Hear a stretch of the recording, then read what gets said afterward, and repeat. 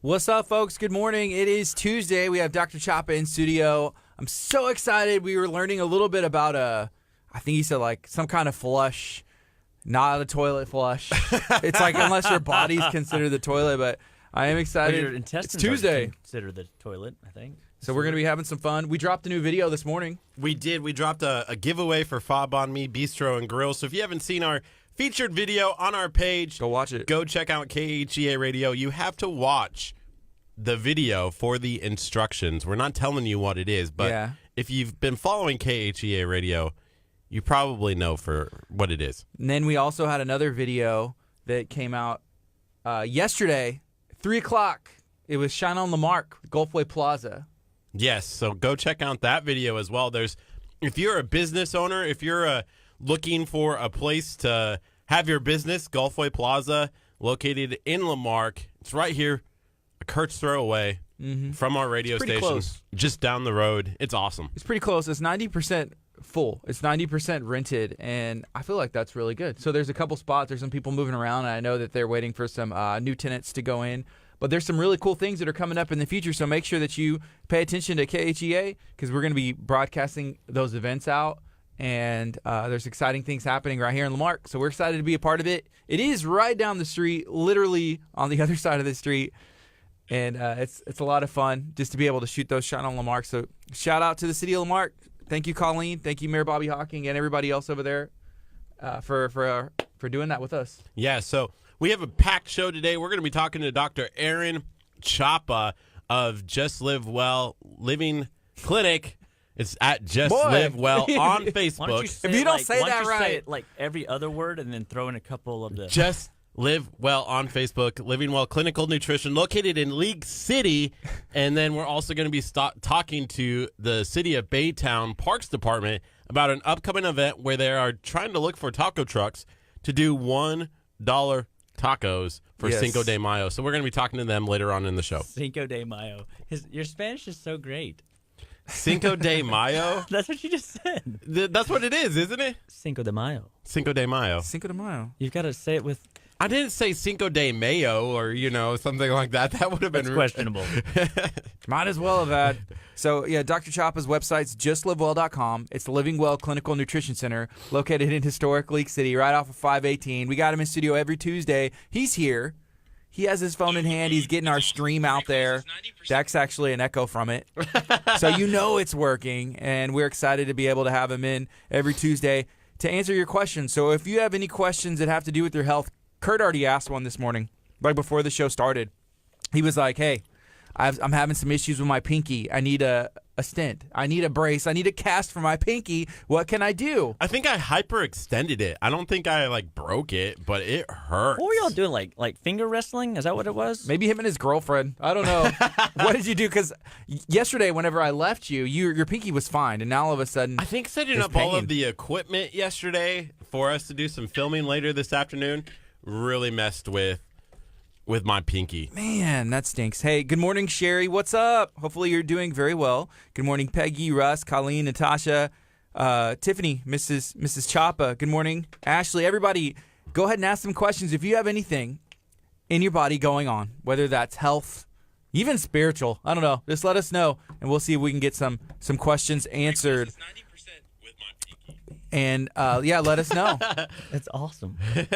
Let us know. Pinky in the brain. That throws me off so much. Anytime there's an echo and gets in my ear, and I'm just like, okay, what was I saying? You should have seen it yesterday. I was teaching a class for a group of people, and I had a guy in the room that had a bag of Lay's potato chips and was back there crumpling it.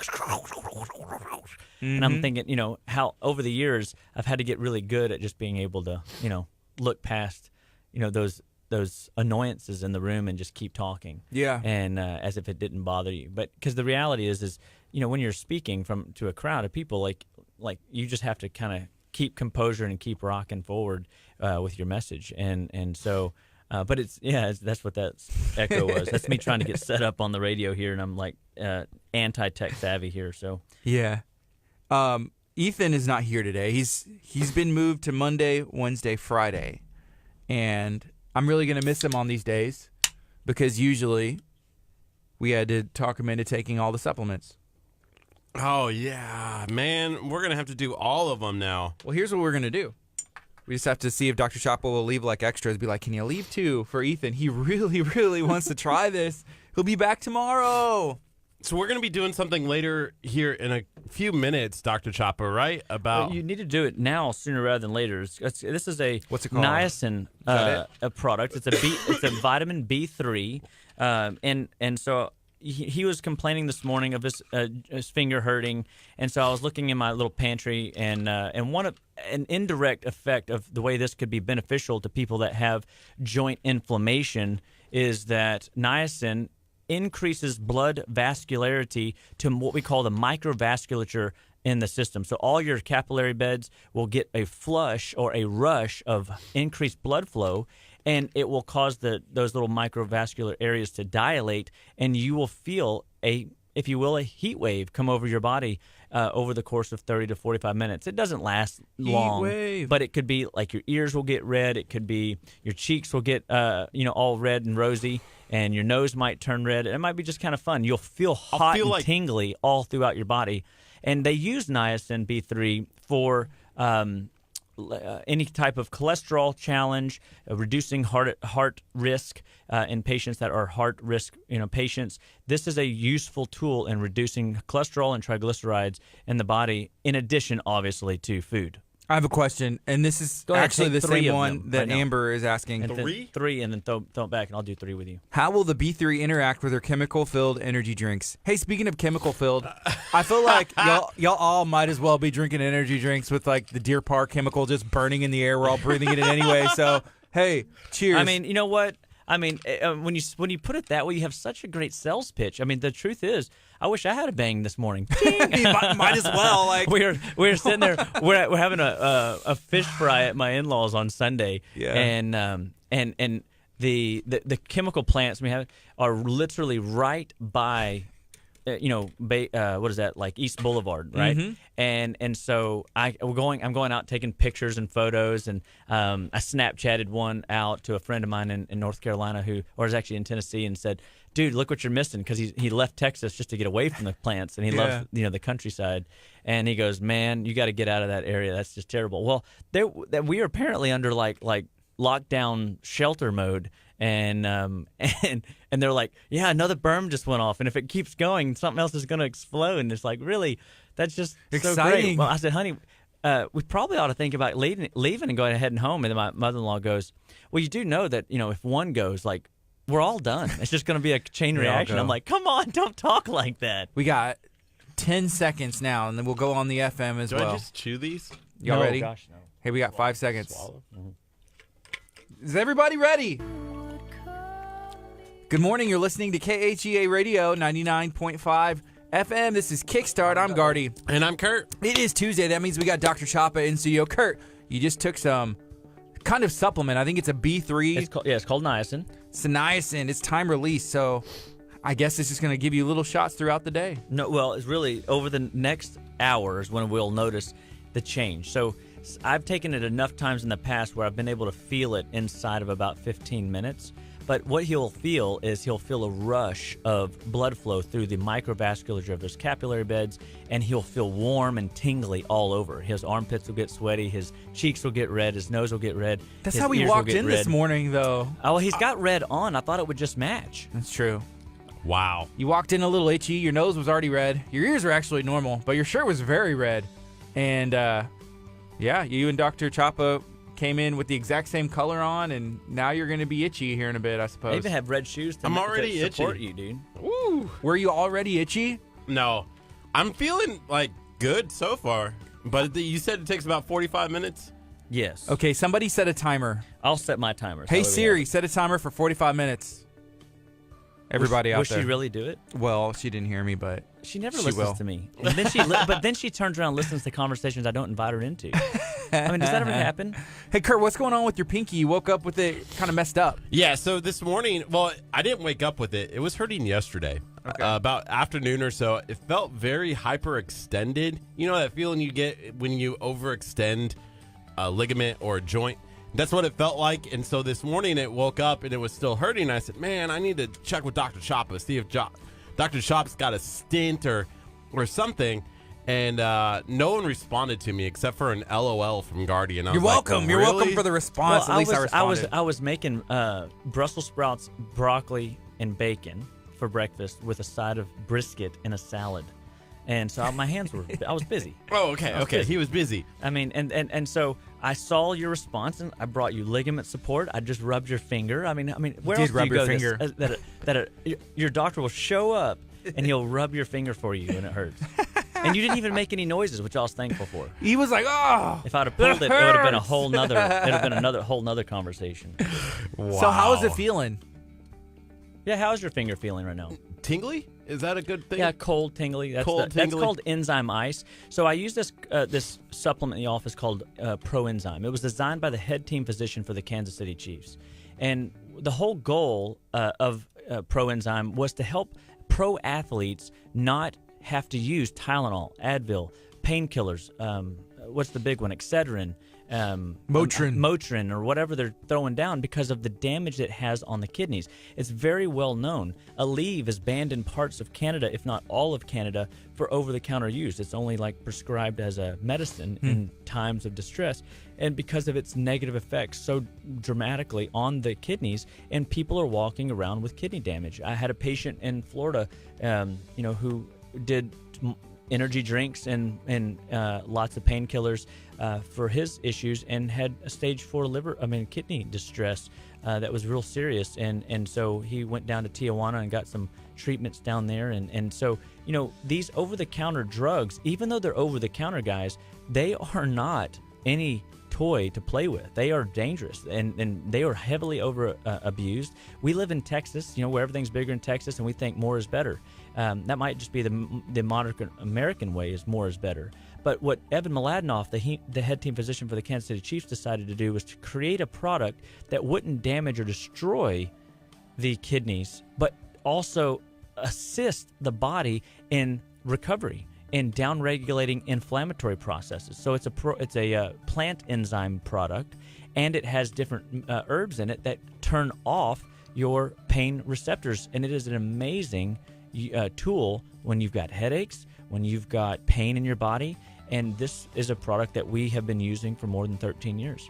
So here's a question. This is the first one. If you have any questions, you're watching on social media, feel free to share this video out right now. Let us know what you have going on in your body. If it's something you weren't born with, if it's something that wasn't you weren't genetically, you didn't have it to begin with, then it may be something that we can give you some advice and help you navigate your way through it. So this is a question from Kat Heron. She said, Dr. Chapa, which is worse, which is better, using pasteurized egg whites from a carton or using the whites from cheap eggs from the grocery store? I normally buy eggs from the local farmer's market, but I can only get about a dozen a week. I found an almond flour tortilla recipe, which you're going to have to send to us, by the way, and I really like it, but it only uses the whites, and I don't always have something to do with the yolks. So thank you. All right. So the question, I'm understanding, what's better? Egg whites from the carton? Egg whites or cheap eggs from the store? Cheap eggs from the store. Cheap eggs from the store? And I'm assuming she's buying a carton of egg white.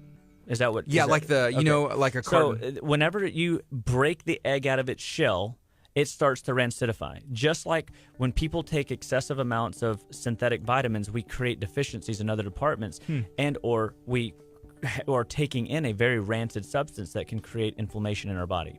So if you crack an egg, it's going to be better than if you have a pre-opened egg of nothing but whites stored in a cardboard box and pasteurized Chilled to the point of, but it's been contaminated. Once they pasteurize it, that pasteurization process heats the protein and ruins the albumin protein that is found in egg whites. And can your body leverage it and use it to some extent? Yeah, I'm sure it can. The body's pretty resourceful, but why would we? Why would we take in something that isn't by design the way God intended it to come into our One system? thing I've noticed is the date on that carton is like forever. It lasts like a long time. Yeah, but that's Egg because whites. there's most of its quality has been removed the minute they heat treat it. And that's what pasteurization and homogenation is all about. And that allows it to last longer? That would allow it to last longer. That would also, because that kills off a bunch of stuff. All the good life-giving properties in the egg itself. And so in this case, if I was pigeonholed in a corner and I was forced to eat a white cheap egg out of a carton, out of a carton of eggs, but they were whole eggs, versus a carton of egg whites, I would go with the carton of eggs all day long and crack my own eggs. And then what do you do with the egg yolks? Well, get creative. Make some of the little creamy stuff that you would put inside of your deviled egg. Throw it into a shake. I just eat them. Just eat them. I mean, the fat in there, the choline in there are so good for your body. I mean, I would say that by itself, nature is better than the carton will ever be. All right, so right now it's 8:54. Nice question, by the way. This is KHEARadio.com, 99.5 FM. Let us know if you have any questions. What do you have going on today? Have you seen the videos that we've dropped? We dropped one this morning. We dropped one yesterday. We got Dr. Aaron Chapa from Living Well Clinical Nutrition Center in studio. He's located at 815 East Main Street in League City, Texas. You can learn more at justlivewell.com. One of the things I like about Dr. Chapa's website is he has these questionnaires up. So if you are interested in becoming a patient, you're interested in going in and dropping in for a visit, you can go ahead and fill out these little questionnaires, and then somebody will be in contact with you, so that way they can kind of figure out, hey, what's going on. That's right. pretty important. And I would think that's very important because there's so much information out there in the health world. People are looking for answers. They don't understand why their body's breaking down. It still, shocks me that people are shocked whenever I tell them to get off of dairy and they don't know what to eat. Like, they're so dependent on, certain food groups. And the average American eats the same 11 meals over and over again. And at Living Well Clinical Nutrition Center, my staff, my team are all focused on one thing, and that's to help you get answers to your healthcare journey and help you and assist you to the best of our ability in finding every answer of why your body's breaking down, and then give you tools to change so that you can feel the change come on. And age is only a number, guys. Gary Knowles, a famous nutritionist, said that back in the day, and it's just a number. We are more in control of the aging process than we would ever realize or give credit to the body. God designed this thing to heal. He wants it to heal, but he also expects us to take care of it. And if you put make-believe food in, what are you going to get? Make-believe health. That's right. Make-believe health. Make-believe health. That's right. Echo. And so that's a important piece of data. So if you have any questions, just give us a shout at 281-554-8600. Here's a question. This is from Shelly Lucas. She said, do you offer stem cells at your clinic? We do not offer stem cells at the clinic per se, but what we do is we do glandular upregulation, and we also do bone repair programs in our office where we can get the marrow to produce more than it was producing before. So we can allow the body to be, if you will, younger and more vibrant without, extrapolating, tissue out and down, centrifuging it and then injecting it back in. Every time I hear the word bone marrow, it freaks me out. Why is that? Because I saw a video one time, maybe it was like one of those health shows that they showed, like in an emergency situation, they needed to do a bone marrow transplant.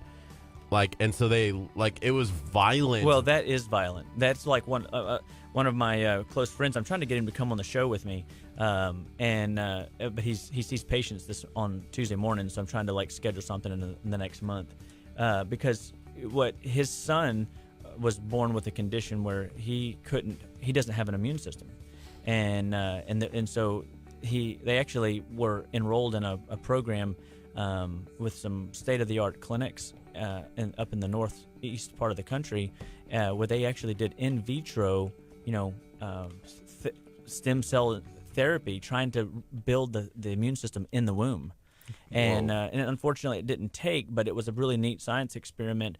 And this child had to have a bone marrow transplant from his sister. They literally stick a needle or something, and they suck out stuff from the inside of your bone, right? Right. And you got to imagine that just can't feel comfortable. But it just freaks me out. but also, there's two sides to that coin, right? I want to know who came up with the idea. Let's test out. Test that idea, yeah. Right? But what brilliant mind to come up with such a thing, and it works, and sometimes it doesn't work. So it is a small gamble, but in my buddy's case, the second this out of womb bone marrow transplant worked, and he's developing fine now, so it's pretty cool. Okay, so here's another question, and we touched on this just a little bit. This is from April Mashburn. Good morning, April. Thank you so much for joining us.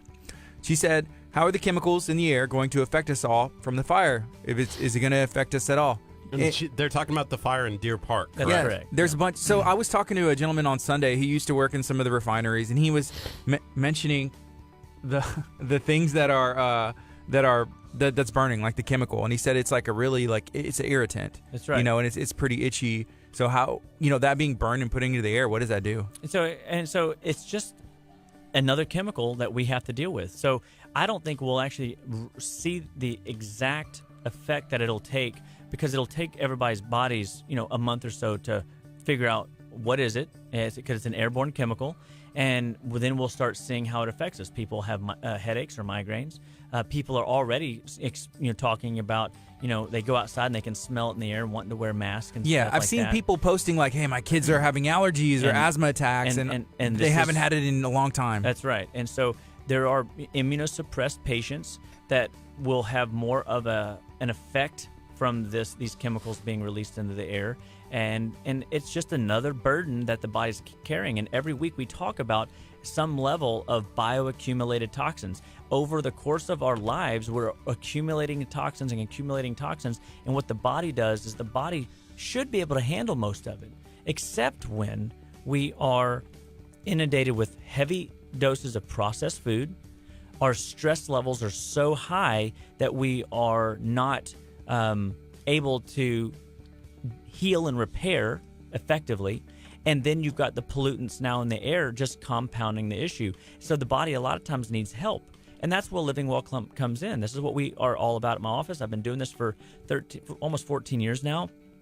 And I love the idea of detoxification, allowing the body assistance in converting fat-soluble chemicals and compounds into water-soluble substrates that you can pee out, sweat out, breathe out, and poop out. And once we go through these processes and keep the channels moving, you don't have as much to worry about. But people that are suffering with symptoms, whether it's allergies, headaches, whether it's brain fog, whether it's fatigue, whatever the symptom is, that we might be able to find a solution for that particular reason. It could be just stimulating the liver and helping it work better. We use a beet product. Somebody asked a second ago, some superfoods for metabolism. What's considered a superfood? Like, who came up with that term? Superfood. I'd come back and just counter and say, if it is a vegetable, it's a superfood.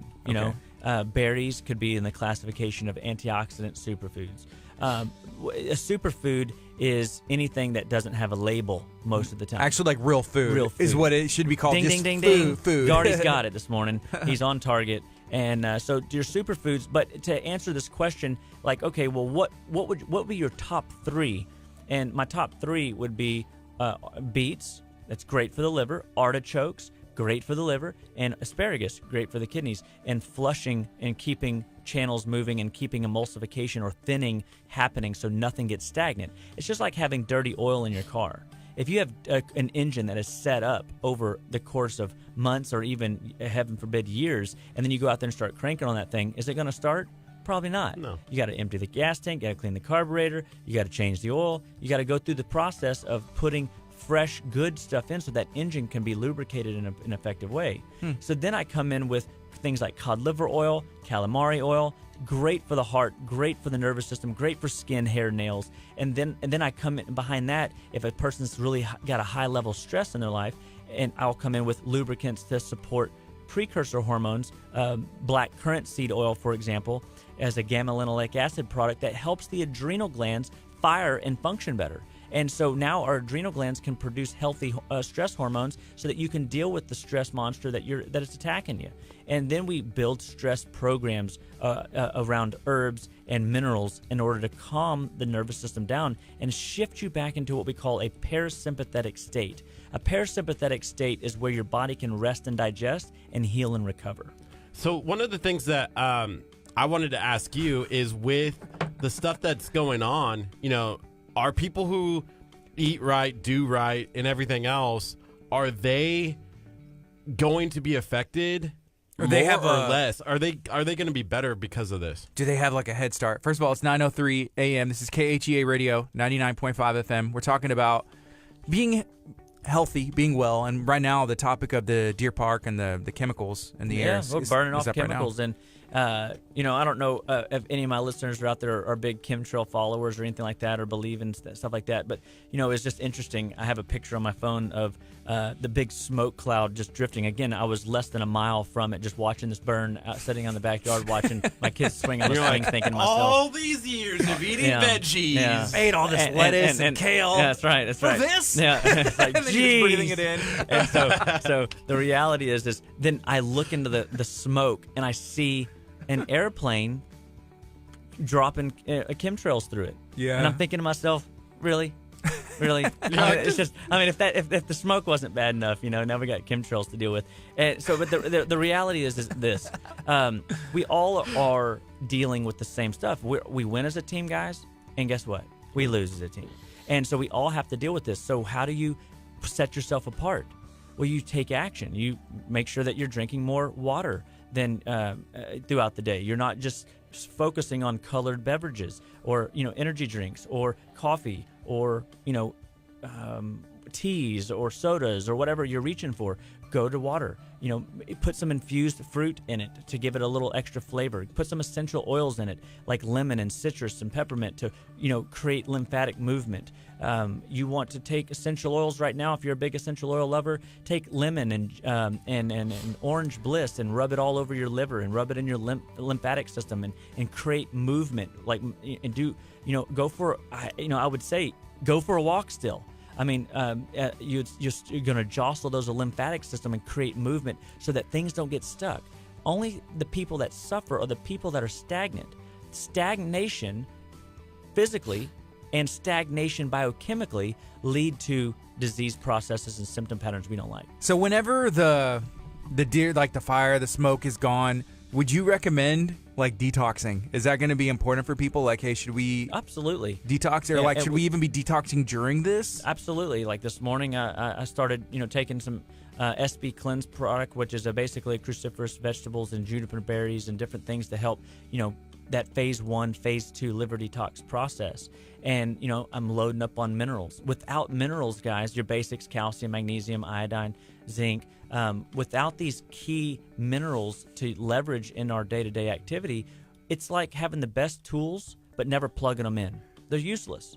And like we have amazing equipment in here, but the minute a power outage happens, we're offline. I think that happened a couple weeks ago. Well, we're okay for a little bit because we have backup batteries. But yeah, once the backup battery's dead, then we're done. And so the body's the same way. Without adequate minerals in your body, you cannot detox. Your body won't detox well as it tries to detox, because it's always going to do what it's designed to do. But it's how effective is it going to do those tasks if you're deficient? And we all, at some level, have nutritional deficiencies and organ dysfunction driving symptom patterns we're not comfortable with. I don't care if it's energy, fatigue, brain fog, headaches, migraines, heart issues, cholesterol, triglyceride issues, diabetes, you name it, there's a reason behind it. Organ systems are failing or malfunctioning or becoming dysfunctional. I don't want to jump to failing. That just sounds terrible. Because so many people come in and they're not broken. They're just what we call functionally ill. Functionally ill means that they're slipping through the medical cracks. The blood work doesn't reveal the challenges that they're experiencing. They have symptom patterns, like physical ailments in their body that they were not genetically born with, that is crying out as a check engine light for help. And we want to come in and intervene and give people tools. And what I tell patients all the time, if you stick with what we do long enough and you follow through with the recommendations to the best of your ability, you're going to get better. Everybody does. Mm-hmm. And it's just but it's work. Nothing in my office is a magic pill. Nothing in my office is a magic diet. Everything is, you have to, time and consistency over time gets the result. And that's why I love the Tortoise and the Hare book so much. You know why that's my favorite book? Why? Because the tortoise always wins. Slow and steady always wins. Wow. And that's the game. So that is a good book. It's a classic. I remember that story as a child and like the cartoons and everything, but it is a classic and it's been retold and retold, many times. And I just retold it again. Slow and steady wins the race whenever it comes to your health. I think that's important. Slow aging slow. That's kind of the name of the game. Yeah, if you look at the world we live in now, I mean, I read the stat, and it said that right now, statistically, we are 30% more stressed than we were in the 1980s. I don't know if I agree with it. I mean, I think it's more like 50 or 60 or 70%. Because when just throw out the numbers. Well, yeah, here we are again. Random statistics. Make it rain, baby. These are just, my observations in clinic, and because I ask this question so often every week, every day, I find that most people on a 0 to 10 scale live in the 7, 8, 9, 10 zone. And when you're that stressed, your body is what we call reactionary, not responsive. Reactionary means you're fight or flight. You're fighting your way out of the corner. And you can't heal, you can't rest and digest when you're there. So we want to put people in a 6, 5, 4, 3, 2, or 1 zone where the body can respond. Oh, there's a pothole. Don't go in that hole. Or, oh, don't go down that alleyway. Or, oh, don't eat that fake make-believe food because we don't want make-believe health. Does that make sense? It does, yeah. If you have any questions, if you have any thoughts, feel free to let us know. It's super easy. You can even text us if you don't want to type it in on the stream, so you can text us. And we have a good new question coming over. 346-704-1806, 346-704-1806. And we do have a question. This is from Amber. Another one I wanted to talk about with Sarah. Before you do it, so I'm just going to make a note. So I just felt my first niacin kick. So I don't know, have you felt it yet? Not yet, I guess. So for me, it just hit me right in my cheeks here and here. So if I start turning beet red here in a moment, that's I'm starting to feel itchy. That might be it, and it's not in your head, and it's not the chemicals outside. It would be the flush. Maybe it's so due the to way not I can bathing. tell. So just Gardy, you keep a watch on me because my eyes are starting to water and my forehead's starting to get starting to tingle. So that tingling sensation is the blood vascular shift changing. Those dilation of those capillary beds and a rush of blood flow through I see red. There's a red, and a red. There's like 3, and they're spreading. It's going to look like I'm having an allergic reaction, and I'm not. I designed it, because I took 1,500. I don't have anything on my face yet, right? I'm starting to see it too on you. But I just felt the tingle just like that. So you I wanted see to the red? it It's like three reds right there. So here's a new topic: recovering from a really bad ear infection, and now everything sounds different, kind of like they're talking through a synthesizer. Will that go away? This is super annoying. So what I would tell you with respect to that feeling is that we're not done. There's still stuff in the inner ear. And so we want to continue on things like Lymphinest. That's a herbal blend of tonic lymphatic drainage products that we use in the office. A Spanish black radish, you count them up. A Spanish black radish that flushes the lymphatics.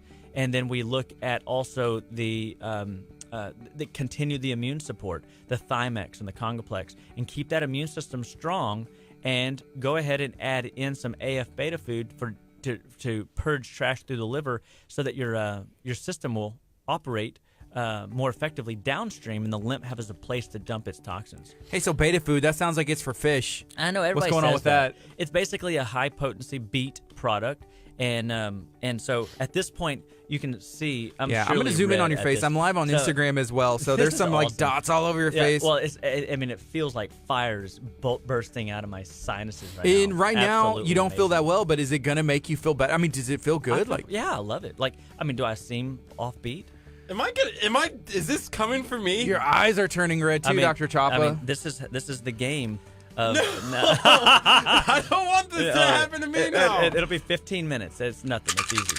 Now, Gardy's excited. He's thinking, I might give that a go. Nope. And but listen, the reason I'm comfortable in my clinic working with many different conditions and many different patients' challenges day in and day out is because I've gone through the process myself. I call it walking the yellow brick road. I've been chased by the monkeys. I've the California poppy in the fields trying to put you to sleep. Mm-hmm. I know how to get to Oz, and I can help you get to Oz, and I can help you get back to a normal state of living where you have energy and vitality, and you don't have symptom patterns that you weren't genetically born with. You're very red, Dr. Chapa. I know. Which red as a beet. Yeah, he's pretty red. But that's why I chose to wear red shirt and red shoes. It's just the theme of the day. Match your red face. They say your eyelids are red. We pick power colors.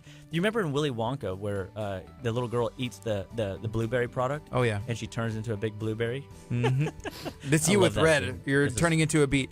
Hey, so Sarah with Prepping Sister. She had a question earlier. Have you guys been to the Bay Area Farmers Market? So many local grown veggies and I guess macros is what she said. Or yeah, macros. So no, I have not had the opportunity to go. I'd love to go check it out. Is that the one on in the Bay Area? No idea. Baybrook parking lot. Do you know the farmers market? I don't. Yeah, that she's referencing here. So anyway, I also, something interesting that came across my path this week that I thought was interesting is this conversation of white fat and brown fat that we have stored up in our body. And many people don't really know a whole lot about white fat and brown fat.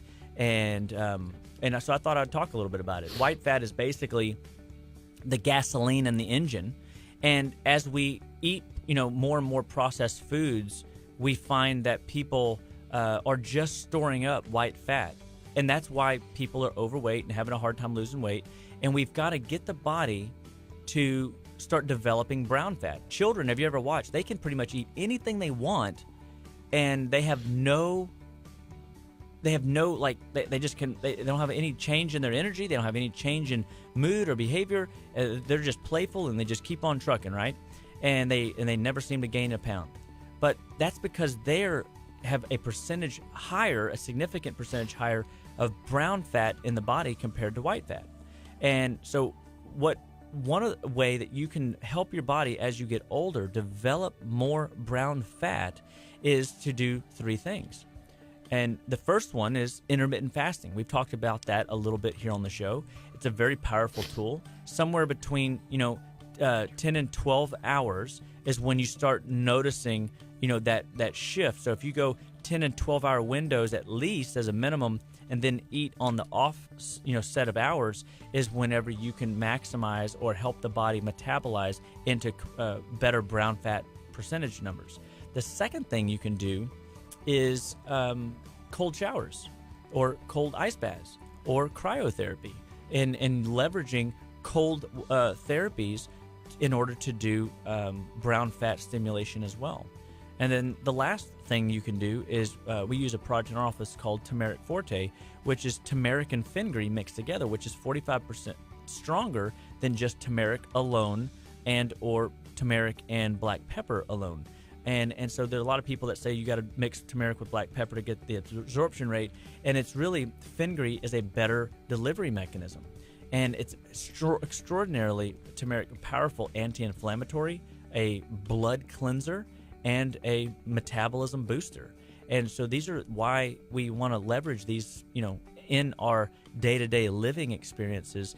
And if we practice a different way of living, we will find a different result. So if you're not happy with the symptom patterns that you're experiencing, the check engine lights that are going off, if you have tried weight loss programs and you haven't been able to lose weight, lose inches, we want to challenge you to come by and let us teach you how to eat well, live well, and be well one bite at a time. We think we can teach you ideas and integrate those ideas into a busy lifestyle, even if you're traveling, even if you're a busy stay-at-home mom or a homeschooling mom or whatever this case may be.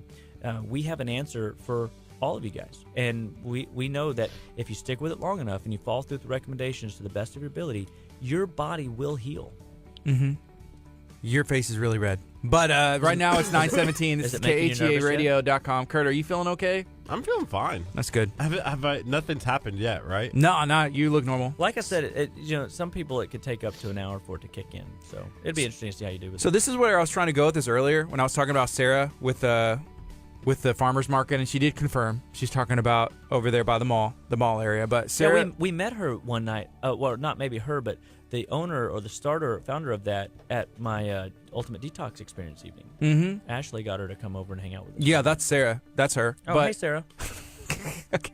So Sarah, it would be cool if you could come up with like a CHEA approved menu, even if that was for a detox. That would be a great partnership to have, because there's a ton of people that go through it. If they could just have the right ingredients put in front of them, that might be something to work out. So I know I would be interested. I would love to. We should all go over there and just take a tour and mm-hmm. let her tell us about the garden. Right. Right now, I have another question. This one is from Jacqueline. She said, are there any mineral suggestions? I guess just like for in general. Again, minerals are an amazing conversation to be had because they're underestimated, they're undervalued. People don't realize how valuable they are. We're always looking for the obscure. We want, whale blubber deep in the blue sea, as our secret code for all life's, fountain of youth. But the reality is it's right around us. These microgreens that Sarah's talking about, going to the garden and looking and getting, beet tops, carrot tops, and getting the nutrients out of leafy green vegetables, cucumbers and carrots, and is so abundantly rich with the phytonutrients, the phytochemicals, and the mineral necessities that allow the body to heal and recover. So calcium, magnesium, the two most abundant minerals in the body. They're involved in every cell function. They involved in your immune function. They're involved in the way your body responds, to infection. And they also allow, and zinc right behind that, over 300 different known jobs in the body. And without zinc, your skin, hair, nails suffer. So all you ladies out there that want to have Botox and want to have facelifts and want to do little things to, make your, face just that much more beautiful and radiant, make sure your zinc levels are up, and we use zinc liver chelate, zinc S in the office, zinc reacted zinc. We have several different zinc options to help get your zinc levels up. And we have a test in the office that's real simple that we use in order to determine if people are zinc deficient. And what are natural ways to get zinc? So zinc is, you get it basically from liver is a fantastic source, but most people aren't going to eat liver. And but we use zinc in supplemental form, and it's primarily through liver, bovine liver products. But I mean, you can isolate zinc down as long as you take it with calcium and magnesium in other ratios. And then what that does is that puts your body in an alkaline state. The more alkaline your body is, your body will decrease anxiety.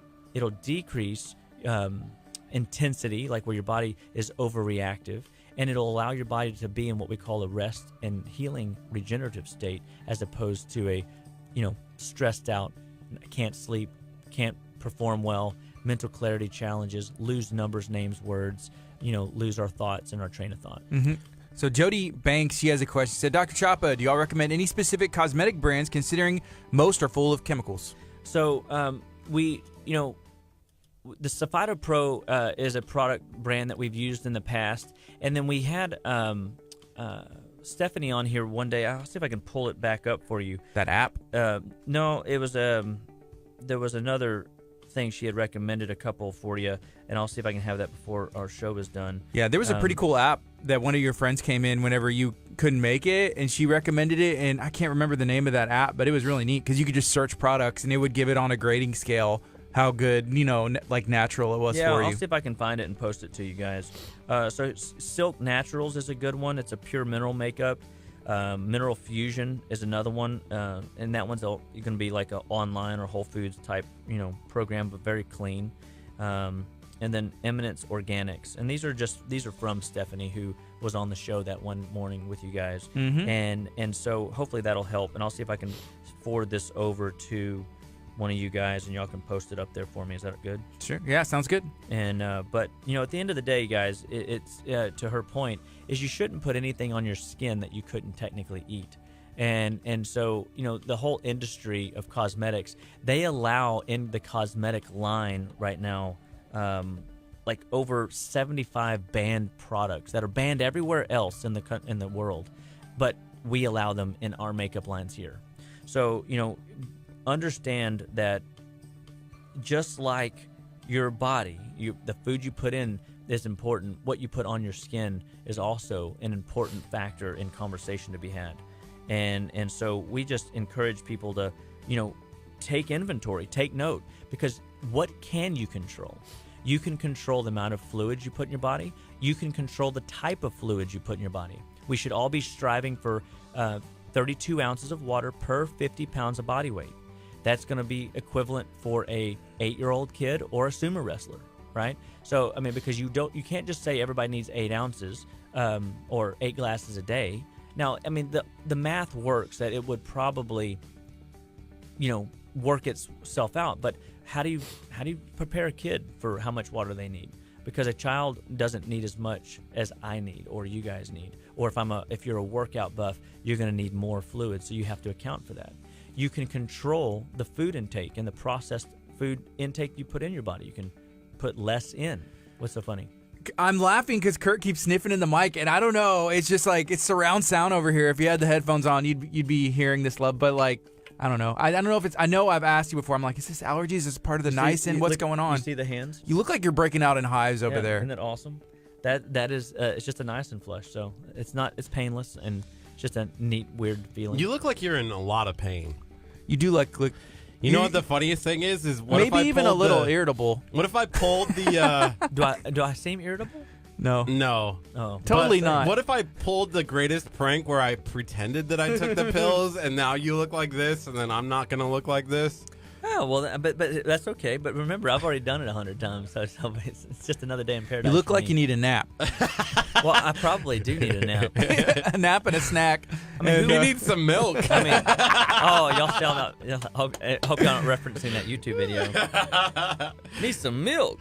A little bit. Yeah. Yeah, it's 9:24. If you have any questions, feel free to let us know. Hey, we saw the name of that app is Healthy Living, and it's by Skin Deep. So that's the app that you can go check out, and you can search products and see their ratings and find out which cosmetic products. And I don't think it's just cosmetic.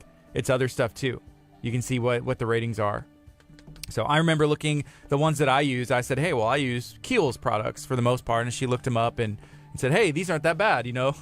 They're not, I guess, the best, highest rating, but that's the name of the game, you know, just taking baby steps. Does anybody else have any questions, anything going on that we can get answered? What if Dr. Choppa turned red and like is breaking out in hives, or looks like he's breaking out in hives because he's actually like really allergic to that stuff? And then like I don't ever break out. You took it. I did. You did take it. Well, Yeah. I mean, you just never know. I mean, but most people, most people will have some kind of flushing experience when they take it. So Is that what's happening with the nose? Like maybe that's why it's so maybe Sniffly. sniffly I today. mean, were than- you sniffly when we started the day? I sneezed a few times. I sneeze every day as I walk up to the church building.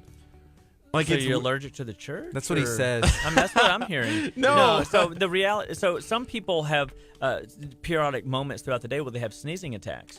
I And- think mine. I was thinking of this as I was walking into the church.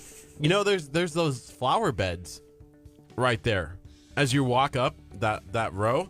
I don't think that's what it is, Curt. Maybe you should take a different entrance. There's like 10 to this building. We'll see And it. you have What a if key. maybe tomorrow? that's the idea. Tomorrow, maybe I take a different entrance in and see if I start sneezing as I walk up. It's literally been But for this the is what I last will 2 tell weeks. you. What I've found with patients that have constant symptom patterns like sneezing attacks, it goes back to good old hello, Mr. Liver, and it's congested. And so what we want to do is get in there and clean it out. Remember, there's over 600 pathways that the liver utilizes to clean up stuff in the body. And your body has notoriously proven, since you've been a Texan, that your sinuses are your port of exit. And so if we get more tools into your liver to clean house, your lymphatics will be cleaner, your sinuses will be more clear, things will drain more effectively through your body, and you'll outperform those check engine lights that crop up when they're with respect to like sneezing attacks and whatnot, or So- allergies. Jody asked about Epsom salt baths. Are they beneficial for anything? Can that help you like detox? Or? Absolutely. I use Epsom salt baths, especially when I'm run down and sick. But I'll tell you, I don't know if many people know this or not. Epsom salt originally was not designed for a bath. It was designed to be consumed, and it would basically create a massive, diarrhea flush, if you will. And because when you're sick, again, the conversation of stagnation is apparent. Things are stuck and they don't run out the body like they're supposed to. It backs up into your liver. It backs up then into your lymphatics. And there's where the infection begins to take root. And your body's like, I got to move this. So it moves it through what we call secondary exit channels. And those secondary exit channels are going to be what we call the high lymph system. That's your ears, eyes, nose, throat. that's going to be your skin. Just like you see what's happening in the microvascular tissue of my skin, which it's just having a flush. It'd be the kidneys. It'll be the lungs. And that's why people have asthma, wheezing, air hunger, excessive yawning, especially in the afternoons.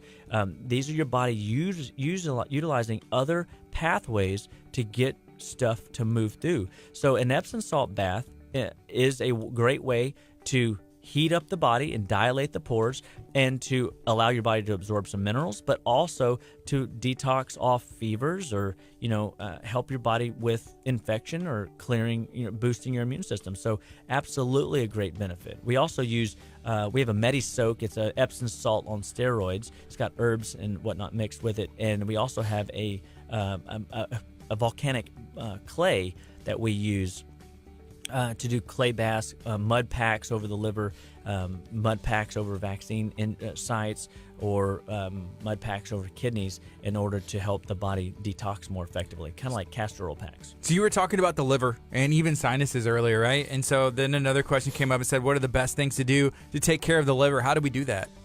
Well, I would say first I have to say, hello, my darling. She just said hello going to school. So the best way to clean the liver is, like we mentioned earlier, beets are a great food source. Artichokes are a great food source. Brussels sprouts are a great food source for helping the liver go through what we call phase 1, phase 2 detoxification. Making sure that you're not putting chemicals into your body that gives your body time and your liver time to deal with the chemicals that you've been exposed to. So that's why, people say, well, Dr. Chapa, what's your rule with alcohol? And I'm like, oh, well, never back-to-back days and no more than twice a week. And because that gives your body time to deal with those chemicals. And I would say that would go for pretty much any colored beverage. Because when you put in high fructose corn syrup or artificial sugars into your body, what you're creating is congestion for the liver, and it stresses it out. Well, if the liver's overworked, spinning 1,000 plates over here, how's it going to balance your women's hormones? How's it going to, balance blood sugar pathways? How's it going to regulate toxicity that you're exposed to when Deer Park has a blow up in the plant and we're all exposed to these chemicals randomly? And so to answer the original question, we have to be prepared for everything. And so, we go through the process of regular detoxification. When I was up in Palmyra, Wisconsin, the year this past year when I was in North Carolina at the Research and Development Facility for detoxification via standard process, one of the things that we observed was I recommend at Living Well Clinical Nutrition Center that we have a detox experience at least biannually, twice a year. So every 6 months you should do a detox.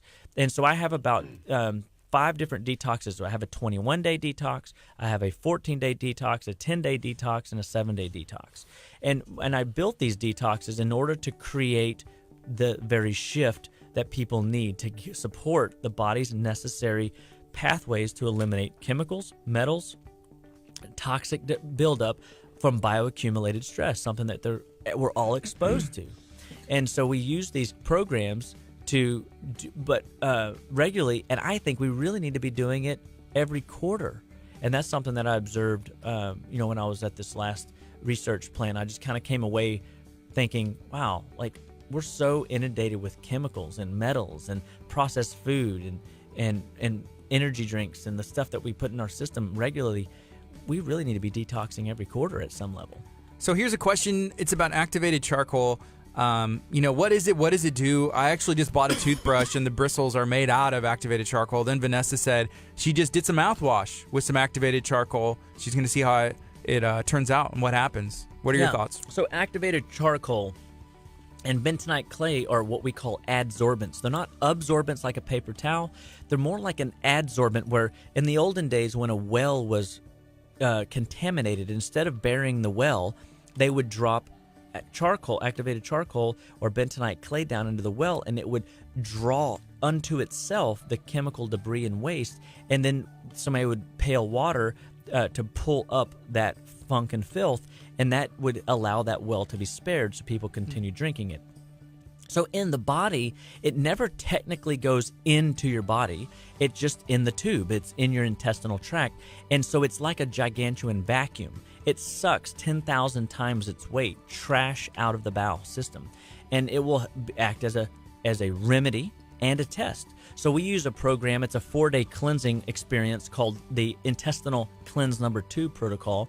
And this program, we run this typically after we do any of our detoxes. 7-day, 10-day, 14-day, 21-day detox program. We do a follow-up cleanse with using bentonite and activated charcoal with some other, calming herbs to the digestive tract.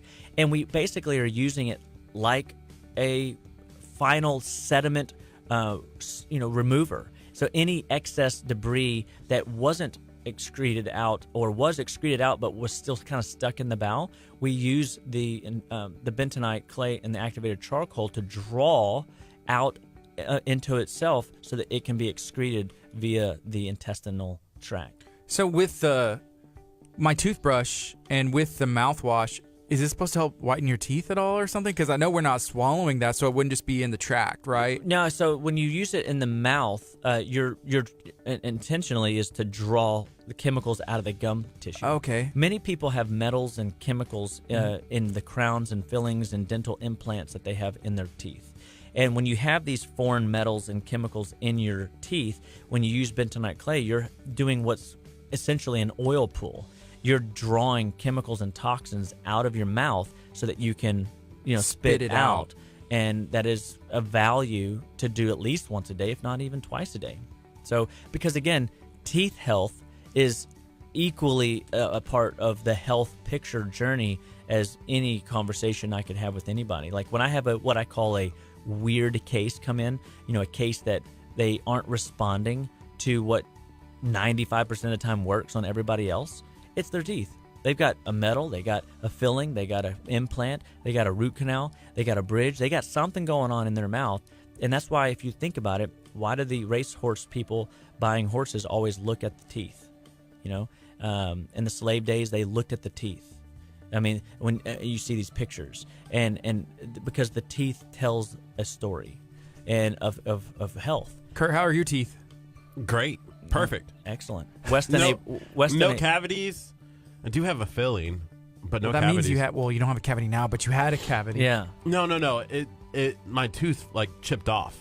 Like the top part of the tooth tipped off. To me, assuming that you didn't bite into a rock or paint chips or I woke up in the morning. I think it was from jitteriness at night. Like I woke up in the morning and it was gone. Like the top part of the tooth was gone. Yeah, so I think there's a conversation to be had in that area as well, because whenever you find yourself, and I'm assuming when you say jittery, it's almost like you're clenching. Oh, I clench my teeth a lot. So clenching is an indication of adrenal distress. And when you have your adrenal glands live on top of your kidneys, and they regulate cortisol, adrenaline, and many of your minerals in your body and mineral balance in the body. And when out of balance, they can't regulate or help you get through a stressful state, and you will see clenching happening in the teeth. And when that happens, that is a check engine light. You could also shine a light in your pupils, and if the pupils don't constrict immediately and hold for about 8 to 10 seconds, they call it a pupillary light reflex test, and it's a sign that the adrenal glands aren't closing the pupil down and holding it in place because they're weak and they bolt back open to a wide stance. Interesting. Right now, it's 9:37. This is KHEARadio.com, 99.5 FM. Share this video out if you're watching on Facebook. If you're listening on 99.5 FM, you have a question, you want to get in on the fun, you can text us, 346-704-1806. If you're watching on Facebook, feel free to keep these questions coming. Dr. Chapa's in studio every Tuesday, starting at 8:30, and then we just hang out, have some fun, get these questions asked and answered. Right now, we've been talking about, kind of a little bit of dental hygiene. Activated charcoal, what does it do? It can help draw out some toxicity from your mouth. So that's pretty interesting. So we got a question here about what supplements help with the brain. So I like to use acetylcholine. Acetylcholine's a powerful, substance for the brain. We also like to use ribonucleic acid. It's just basically brain food. And it's you can use ginkgo biloba. You can use rhodiola and ginseng, and support the adrenal glands. When the adrenals are healthy, they balance your blood sugar, balance blood flow, and they balance circulation and allow circulation to the brain. I mean, that's an important factor. Starting your day right, eating protein for breakfast, making sure that you drink plenty of water and that your system is not, run down and drugged through the mud, so to speak, from whatever it is you were doing yesterday that you rationalized or justified as healthy, but, really you knew it wasn't. April has a question. She said, can you heal a small cavity with diet? Is that possible? So, many dentists will say no. I've met several that say yes. And I would say that, the body is designed to heal. I think it's definitely harder. But if you think about bones are constantly remodeling. And I believe that, to some degree, you can also see shifts and changes in dental, cavities. Now, and granted, there is a too late, there is a too far gone. And so that conversation has to be assessed and addressed. So, don't take that as, you don't have to go, assess it. If I told you what I did, from a gum perspective, whenever, they told me I had 8mm pockets, and how I got it down to 2 or 3 or whatever it was, and my dentist told me I couldn't do that, but yet I was able to with diet and a lot of dental cleaning. Like I did floss twice a day, I water picked twice a day, and I would put herbs and anti-infectives, in the herbal world, like golden seal, echinacea, chaparral, into my water pick and drive that into my tissues. Now I use a hydroflosser, which is basically oxidized water, and I blast that up into my gums regularly. And I'm always taking care of my teeth. Do you floss as well? Normal floss? I personally do, and I enjoy taking care of my teeth. I want to know at the end of the day, if my teeth fall out, it's not due to negligence. Yeah, Valerie has a question. She said, can you reverse gum disease? Because we were talking about the teeth. What about with the gums? Yeah, so just like I was saying with mine, is that I had 8mm pockets diagnosed, and they said it couldn't be fixed. And I said, well, give me 6 months, I'll be back. And sure enough, I came back 6 months later, and I had it down to a 5. And then 6 months after that, I was down to a 2. So or what 3 or something. What does a pocket mean? So basically, it's the gum is so swollen that it's leveling. It's like rising. It's like yeast in bread. The bread is rising. Your gum is growing. It's a massive pocket of infection, inflammation, due to plaque buildup in and around the teeth.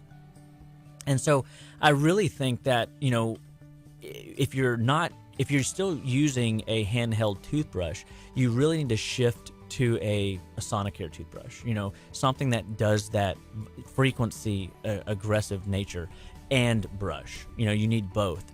And I think it's such a well, studied, science that frequency breaks up plaque and disrupts, the ecology.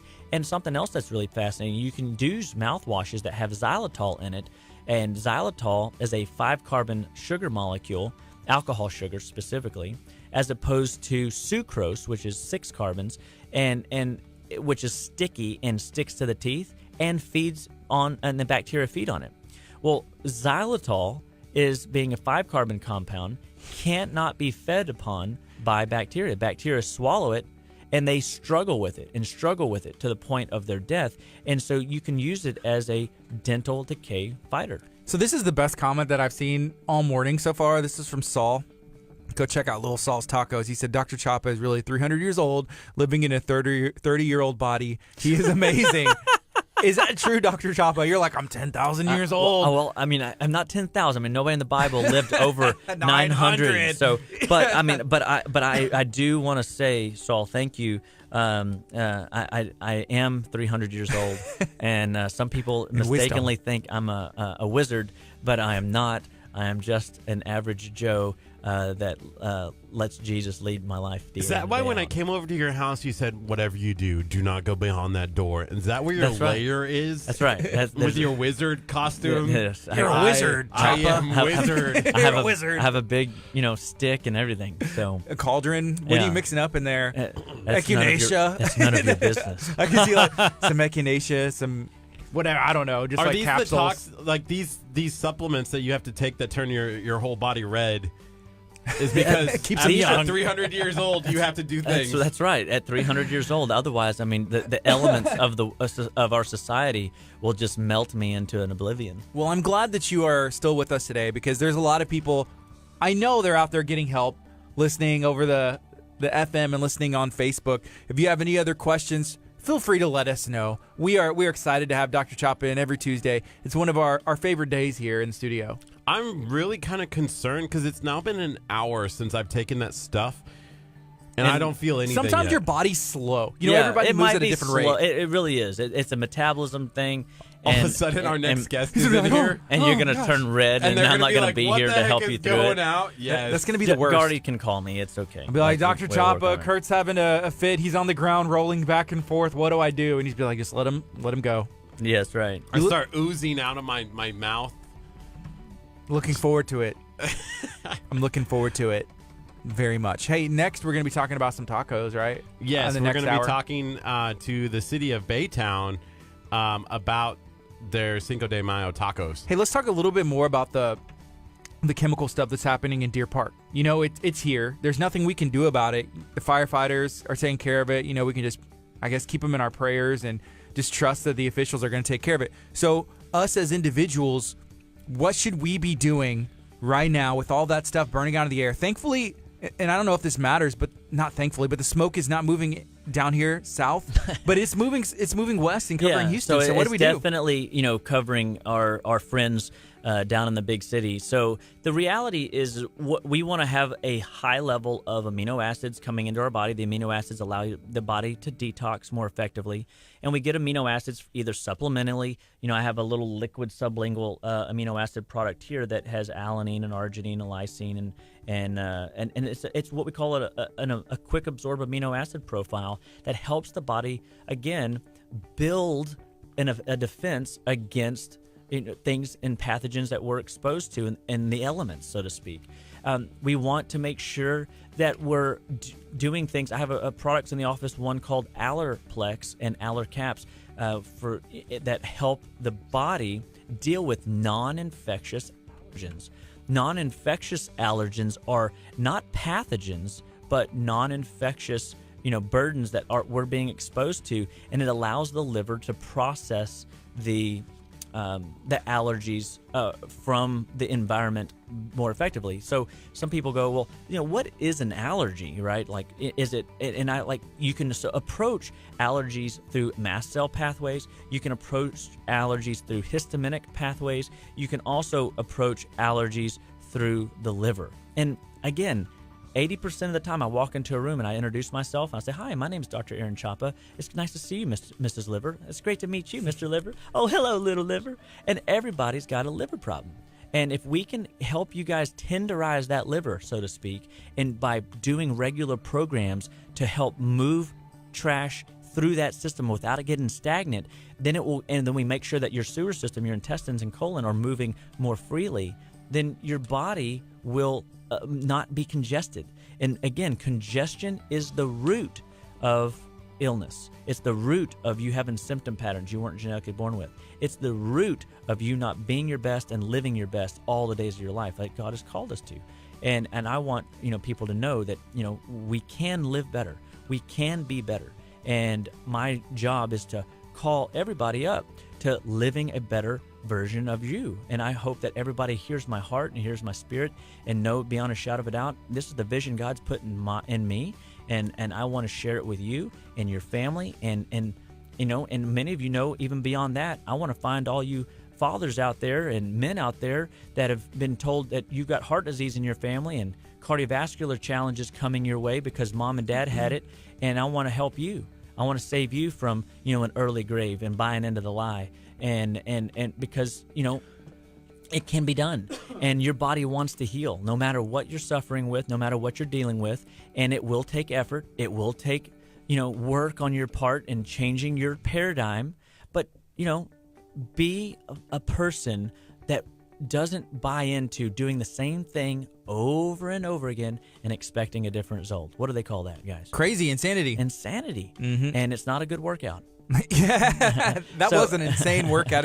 I'm sure. Did you ever try that? Yeah, I've tried everything, and I'm 300 years old. I mean, just like Saul said. So when you're 300, you've had time to do a lot. So my mission and purpose at Living Well Clinical Nutrition Center, and guys, I'm so blessed beyond measure to have Jennifer Withy alongside me and Dr. Amber alongside me and my staff and my team to help push this vision forward. And we're proud to get in the trenches and help people live a better version of life together. And we're all living life together in a sense.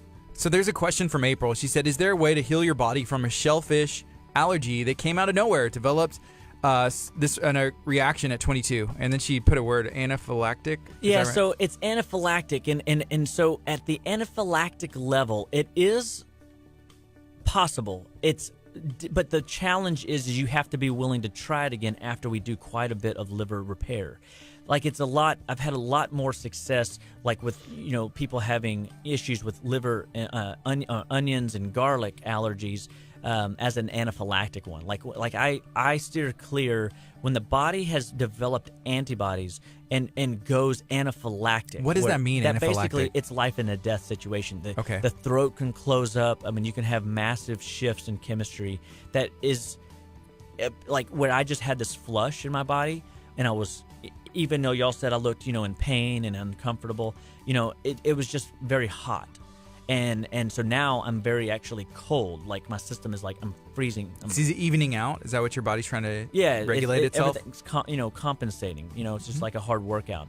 But with this particular situation with anaphylaxis, anaphylaxis is a little bit different. It's like peanuts and peanut allergies, or in this case, shellfish allergies. And I would more or less probably steer you clear of it. But what I want to do, and this is what I truly believe could happen, is we can strengthen your body's ability to deal with those allergies if ever exposed inadvertently.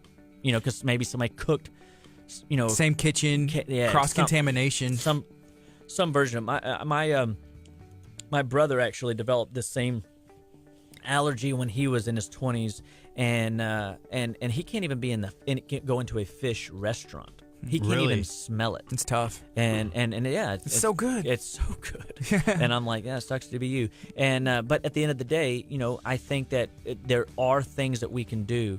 When I was, how old was I? 36.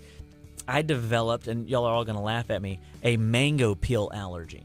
Like if you want to hurt me, take a mango and rub it on me. That was like 860 years. How do you remember that, Dr. I Chapa? know, it's so long ago. And so I have an excellent iron clasp of a memory. It's like an iron trap up there. And you have to remember stuff from way back in the day. Yes. And so this mango peel allergy developed, and they've done a lot of research around it, and it can come on out of the blue, and people go, well, how do you know it was that? Well, I was on a extraordinarily strict diet. I ate the exact same things every day, and I was about 4 months into that process, and it was President's Day. I mean, I know what day it was and everything, and my kids, were getting ready for school, and I'm cutting them up a mango, and they're going on about their business, and I'm thinking, I haven't had fruit in 4 months. I am totally gonna eat that mango peel. I love mango peels. Like I can just, if I could eat them, I'd love them. And I ate it, and I had this little bubble pop up on my forearm. And within 6 hours, my forearm was covered in this gigantuan, blisterous rash, and my whole arm was swollen, double the size. And then it transferred up into my arm, and it literally ate a mole off of my arm. I mean, this was crazy. And so it was about 2 weeks, but it basically, in the mango peel, there's a substance called urushiol, and urushiol is basically like sumac or poison ivy, and it is a contaminant. And I had been eating mango pills all my life, and then just Boom. Wow. One day, my system said, never again are you going to have a mango. You can cut me a mango, and I can eat the fruit of it. But if you rub that peel on my body in any way, I'm in trouble. What about poison ivy and sumac? I'm very allergic to poison ivy. I don't have any problems with sumac or poison ivy. It's just specifically urethral, and we all have it. And so I do have homeopathics to help downregulate sumac and poison ivy allergies.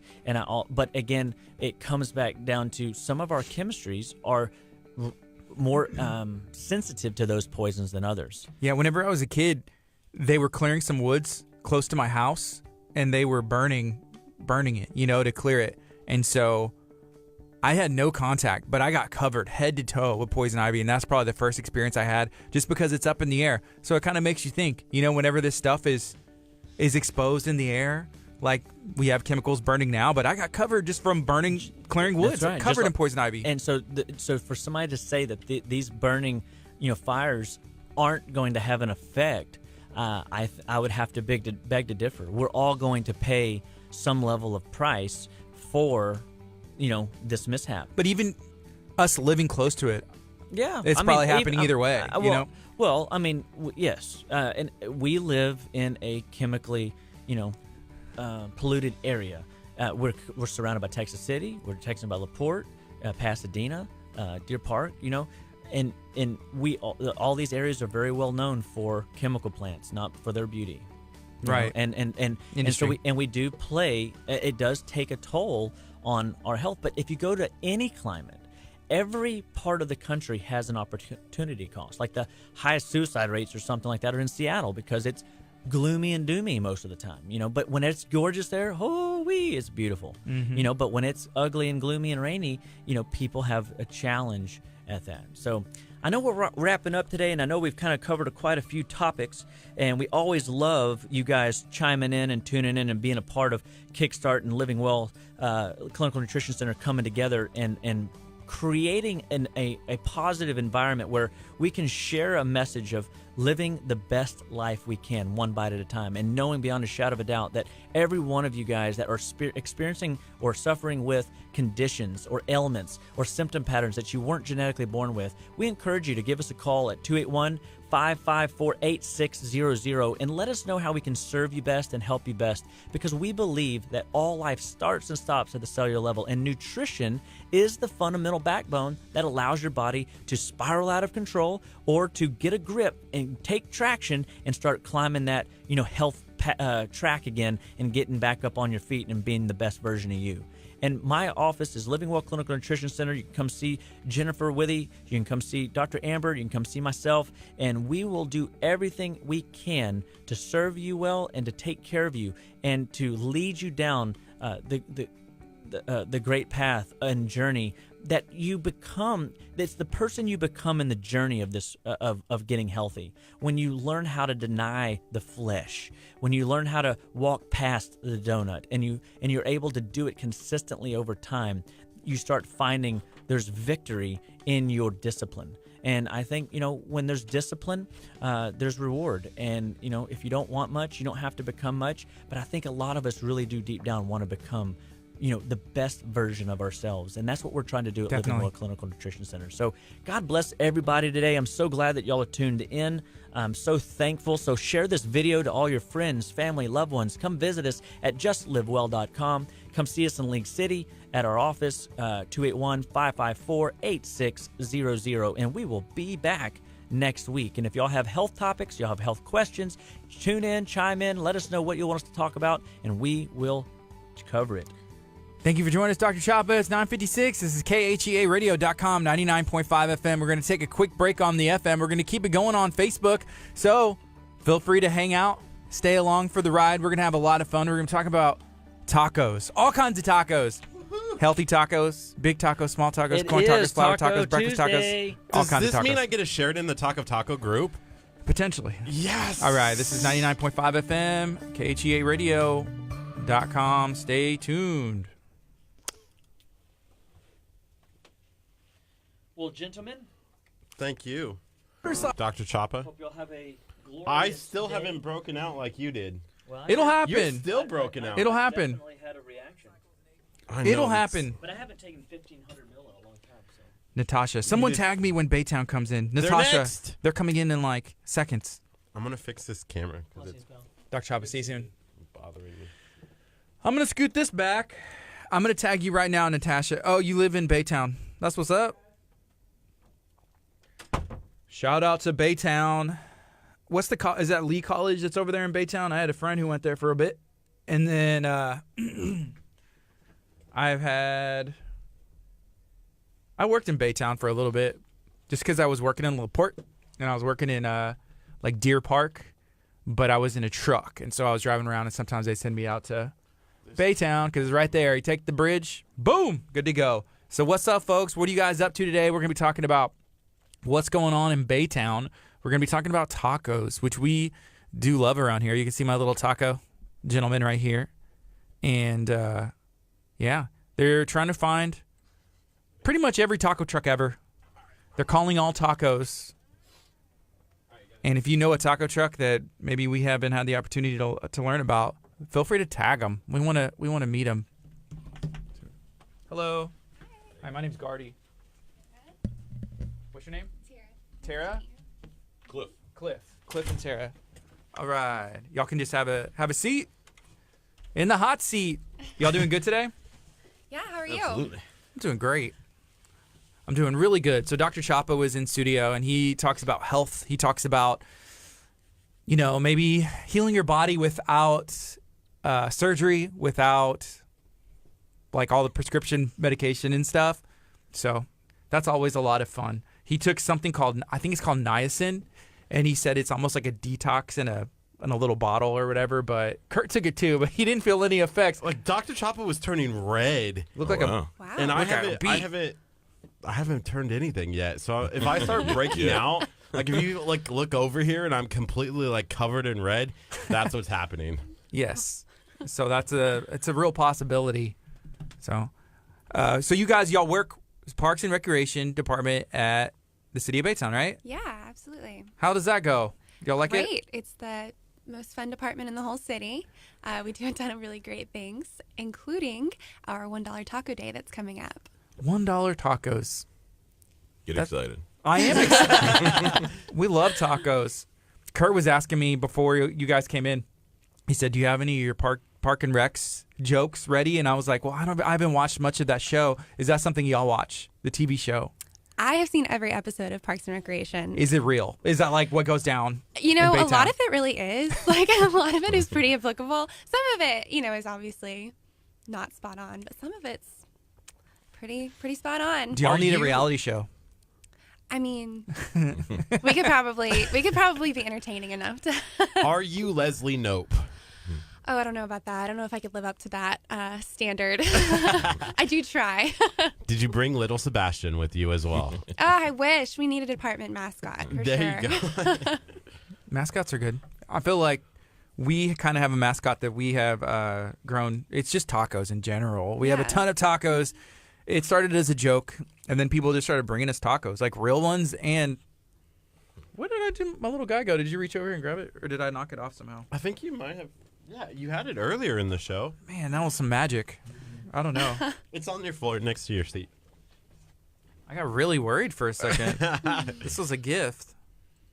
So, can you share a little bit about this before we go on the FM? Actually, we might as well just go on the FM because we got 5 seconds. So, I'll introduce you guys. Here we go. Good morning. You're listening to KHEA Radio 99.5 FM. It's 10:01. This is Kickstart. I'm Gardy. And I'm Curt. It is Tuesday morning. We had Dr. Chapa in studio. Had a good time. I answered a ton of questions. A lot of people are concerned right now because in Deer Park, there's these big chemical fires, and we just don't know what that's going to do. And I guess we still don't, but at least you can try and maybe take some precautions by eliminating some stuff from your diet, trying to do some cleanses and some flushes. And what do you think? Yes, so we have tacos in studio. We're going to be talking about tacos. We're going to be discussing tacos. I feel like It's a taco flush. it's called the taco flush. Yeah. So we have the City of Baytown's Park and Recreational Department in studio. Can you introduce yourselves and then just share like what all the department does? So my name is Tara Barton. I'm the Marketing and Special Events Coordinator at the City of Baytown. And my name is Clifford Hatch. I'm the superintendent for Parks and Recreation. Cool. So Parks and Rec, it's a TV show, and is that real? Is that what goes down in Baytown? Sometimes it's pretty similar. I wouldn't say it's 100%, but a lot of the shenanigans that go on in the show happen in our department from time to time. Wow. So what all are y'all in charge of? Like, I guess there's like parks in the city and recreational events, or how does that go? Like, what do y'all oversee? So we have 4 divisions. We have parks, recreation, environmental, and aquatics. So we, of course, have parks. We also plan all of the special events and programs within the city. We also have a nature center and a wetlands center that do a lot of cool conservation stuff and education. And then we also have Pirates Bay and Calypso Cove that we oversee. Okay, what are those? Pirates Bay is a water park, and cool. Calypso Cove is a slightly smaller water park. It's geared more towards the little ones. That's awesome. So Natasha's watching from Baytown. She said, "Hey, Parks and Rec, can a Baytownian get a shirt? Get a T-shirt? Do y'all have like swag? I see y'all have y'all's department shirts on, but do y'all have like T-shirts that y'all?" From time to time, we have kind of some swag that we give out. I encourage you to follow us on Facebook, and we always let you know there. How do they find you on Facebook? We are Baytown Parks and Recreation on Facebook, and you can just search that, and we should be the number 1. So talk a little bit about why you guys decided to put on an event where you're looking for $1 tacos. Can you talk about why that's going on? So Baytown has a great offering of hundreds of different taco trucks, and we are on the search for the best one. And so we've put it out to our followers, and we've asked, what is your favorite taco in Baytown? And so our plan is to bring them all together in Town Square, one convenient location, and you can try a taco from each truck for $1. It's just a great way to bring everybody together to celebrate Cinco de Mayo and feast on some tacos. Sure. Hey, Natasha wants to know, will y'all be raffling Pirates Bay passes like last year? The kids love it, and we weren't able to go last year. We do from time to time at some of our special events, and we typically announce that again on our Facebook page, so I encourage you to follow along. So are there really like a ton of tacos in Baytown? There's a lot of trucks and restaurants as well? Yeah, absolutely. We have so many great offerings, and we've just posted the call for taco trucks within the last couple of days, and we already had so many people looking come at forward. the flyer right now, if you're watching on Facebook, you're able to see this with the information, and they want to see what you have going on. And so for information, has a number 281-420-6597, and that's where you can go and learn everything that's going on. Yeah. Why is it important to have it for $1? That's really affordable. Yeah, so our goal is to make it as affordable as possible for you to try each and every taco truck in Baytown to really determine what's your favorite. Okay. Do you have a favorite already going in? Can she say that? Oh, I don't know if I can say. I don't know if that's You can say fair. So if there's literally hundreds, like there's all these different places in Baytown where you can get, Mexican food and tacos and already. Yeah. Yeah. And how many of those have you tried? Well, I'm pretty new to this city, so I don't know. I've tried several. I've tried my fair share of tacos. So where are you Baytown. from? I'm actually from Fort Worth. Okay. And how did you end up down here? Working with the city or with the Parks and Recs? Working with the city, this is kind of my dream job. So That's cool. Are you from here, Cliff? No, I'm originally from Alabama. Alabama. So, yeah, we didn't do as many tacos there as here, obviously. But when you came here, you had to have tacos, right? Like, oh, absolutely. I moved here about 10 years ago. And you can never go back to Alabama no. the same, right? Yeah, not for a taco, anyway. Are you a college football fan? Absolutely. You like Alabama? That's it. Kurt's a college football guy, too. Yes, go Big Red. Yeah, roll Tide. I feel like they're both red. Who's like the real red We're college, Crimson. right? It's Crimson. They're crimson. Sorry. We're not. We're red. They're crimson. That's right. Who's the better team, though? Go Big Red. Yeah. Or just go look at the standings. It's the reality. It's getting tense in here. I'm starting to get like starting that to turn red. I didn't even take any of that supplement Dr. Chapa was mentioning, but all right. So that's an event that's taking place. It's a call to all taco trucks. What if you don't have a truck? Like you want to set up like a vendor stand. Is that something you could do, like with a tent and a booth or something?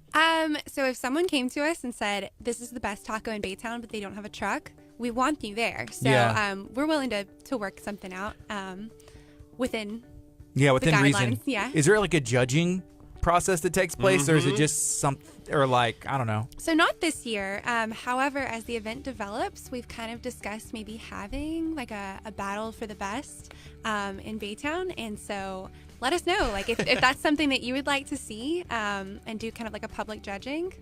Let us know, and that's definitely something we can incorporate next year. You know, Gardy and I, we've had experiences judging. We've actually done some cook-offs. So we can be like, hey, bring us your best taco. And then they have little numbers on them, and we take a bite. You literally have to You're take like, a bite.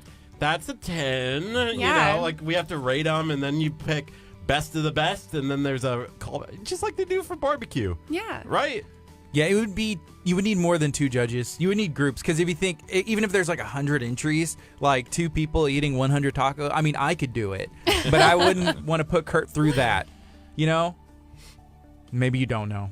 No, I want to You eat think as you much. can- you can I want take to eat it? as much, but you only take 1 bite of the taco, right? Like you're not eating the Not whole me. taco. I would eat a whole taco. Whenever we've been judging like fajitas and all that and barbecue, I'm just like, yeah, I'll eat it all. You know, why not? You're supposed to take a bite and then put it Not- back not and me. put it in your like little baggie for later.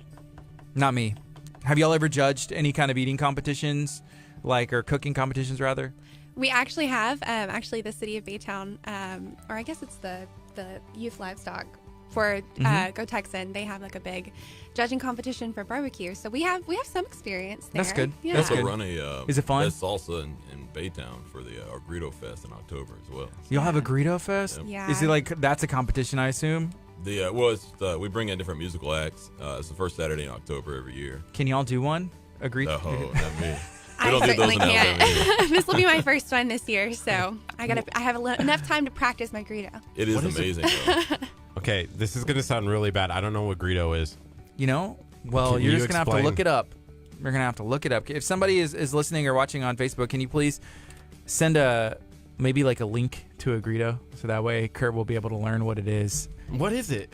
It's whenever people are, I can't tell you because you're just really disrespectful and facetious, and I feel like if I tell you on air, it'll just turn into a big joke. Oh, okay.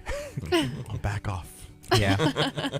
Yeah, so let us know. Have y'all been to Grito? I see Athena said, well, she just mentioned it. I don't know if that means that you've been before.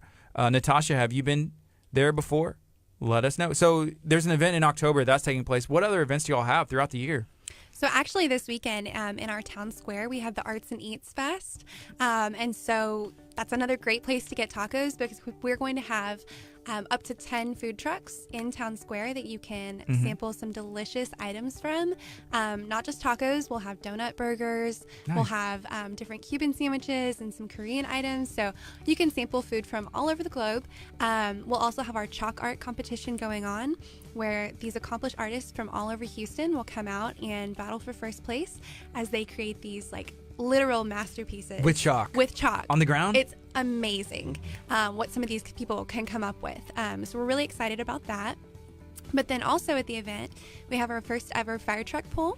So teams of 12 get together and they pull a fire truck, which is 35,000 pounds, down Texas Avenue. And it all benefits the Special Olympics. So we're really, really excited. This event won 2 awards last year. And so we're excited to expand it and grow it and just, see what comes of it this year. So we really encourage you to come out this weekend. How big is the city of Baytown? We're right over 70,000 people, I believe. That's pretty big. That's pretty big. That's bigger than I thought. Yeah. Because like Lamarck is not that big, not even like a third Mark's of that. like 15. Yeah. Isn't it?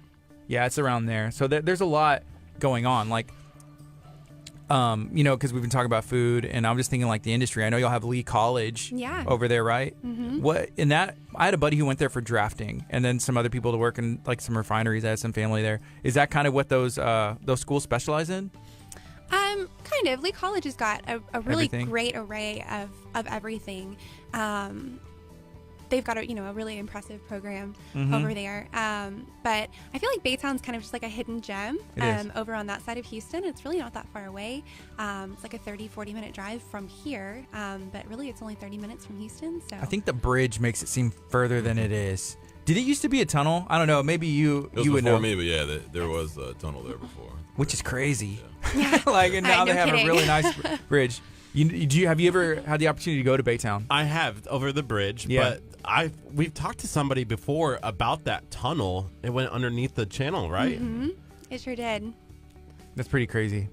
To think about going underneath the water. Yeah, like I'd rather that. just go over the bridge. And it's the Baytown Bridge. It looks like it's better than like the one in San Francisco, the Golden Gates, right? Is because they're Baytown too, kind of like the Bay Area. Yeah, They're called the Bay. Is there like any animosity towards that? that rivalry. Not Who's that better? I know of. I mean, we of course think that our bridge is best, of course. Yeah, Right. San Francisco or Baytown? I'm going Baytown, Yeah. 100%. As you should. No brainer. Y'all have a lot of events going on. So Arts and Eats, it looks like it's going to be a chalk art competition. Yeah. And then there's, about 10 food trucks you'll be able to check out different food items from. All right. So that's this weekend. How can you find out more information about that event? Follow us on Facebook at Baytown Parks and Recreation. We've got all kinds of cool videos up about that highlight the food that you can sample. And we're really excited for this weekend. It's from 4 to 9 p.m. In Town Square at 213 West Texas Avenue. And we'd love to see you there. Are these events free? They are free, yeah. So Arts and Eats is completely free other than, whatever you decide to purchase from the different food trucks. Yeah. And then the Dollar Taco Day is also completely free. Yeah. So we're going to have live entertainment at Dollar Taco Day. We're going to have some kids' activities, maybe some piñatas. Any bands, music?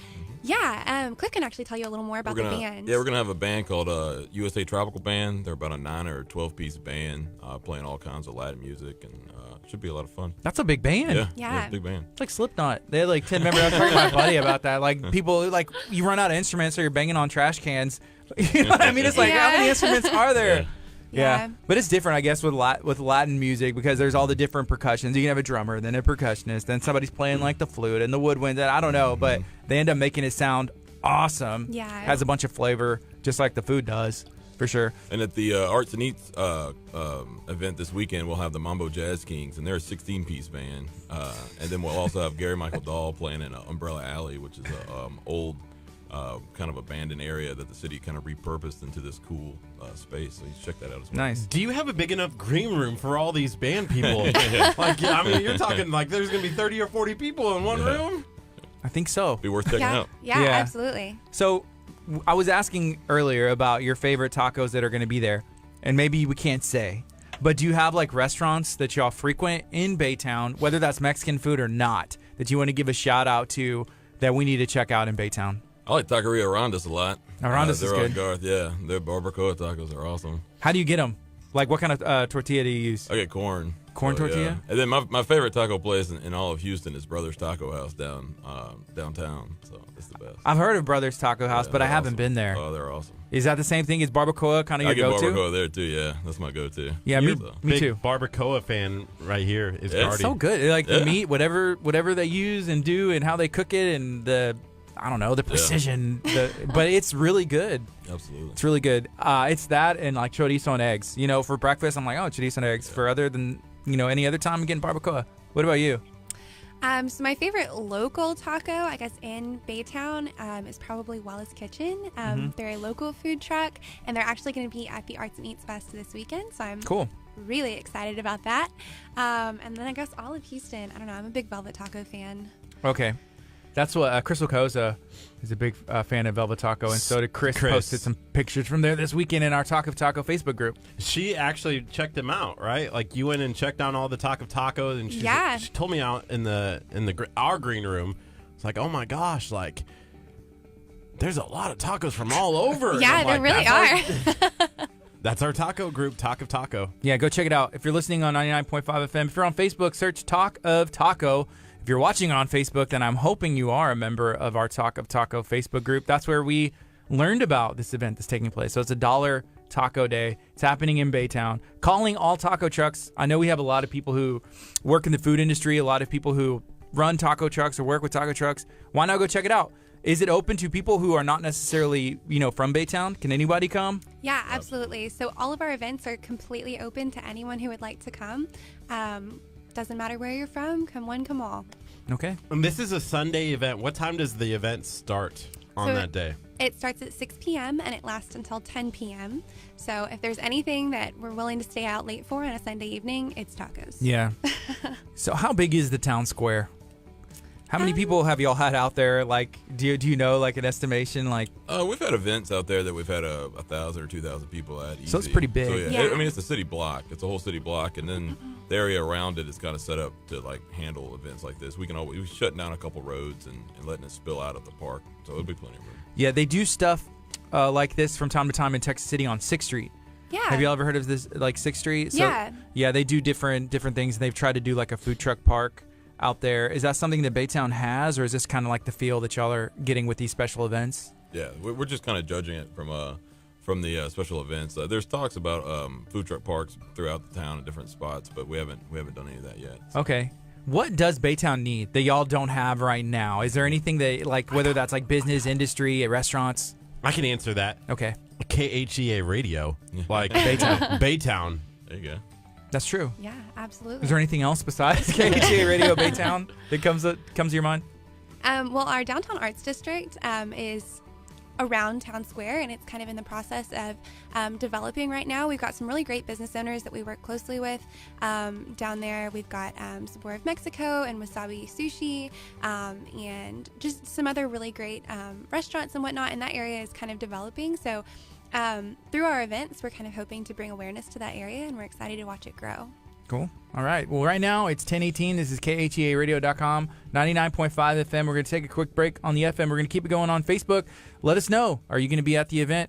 What your thoughts are? You're going to go check out some Dollar Tacos. Coming up next is Beyond Me on KHEA Radio, 99.5 FM.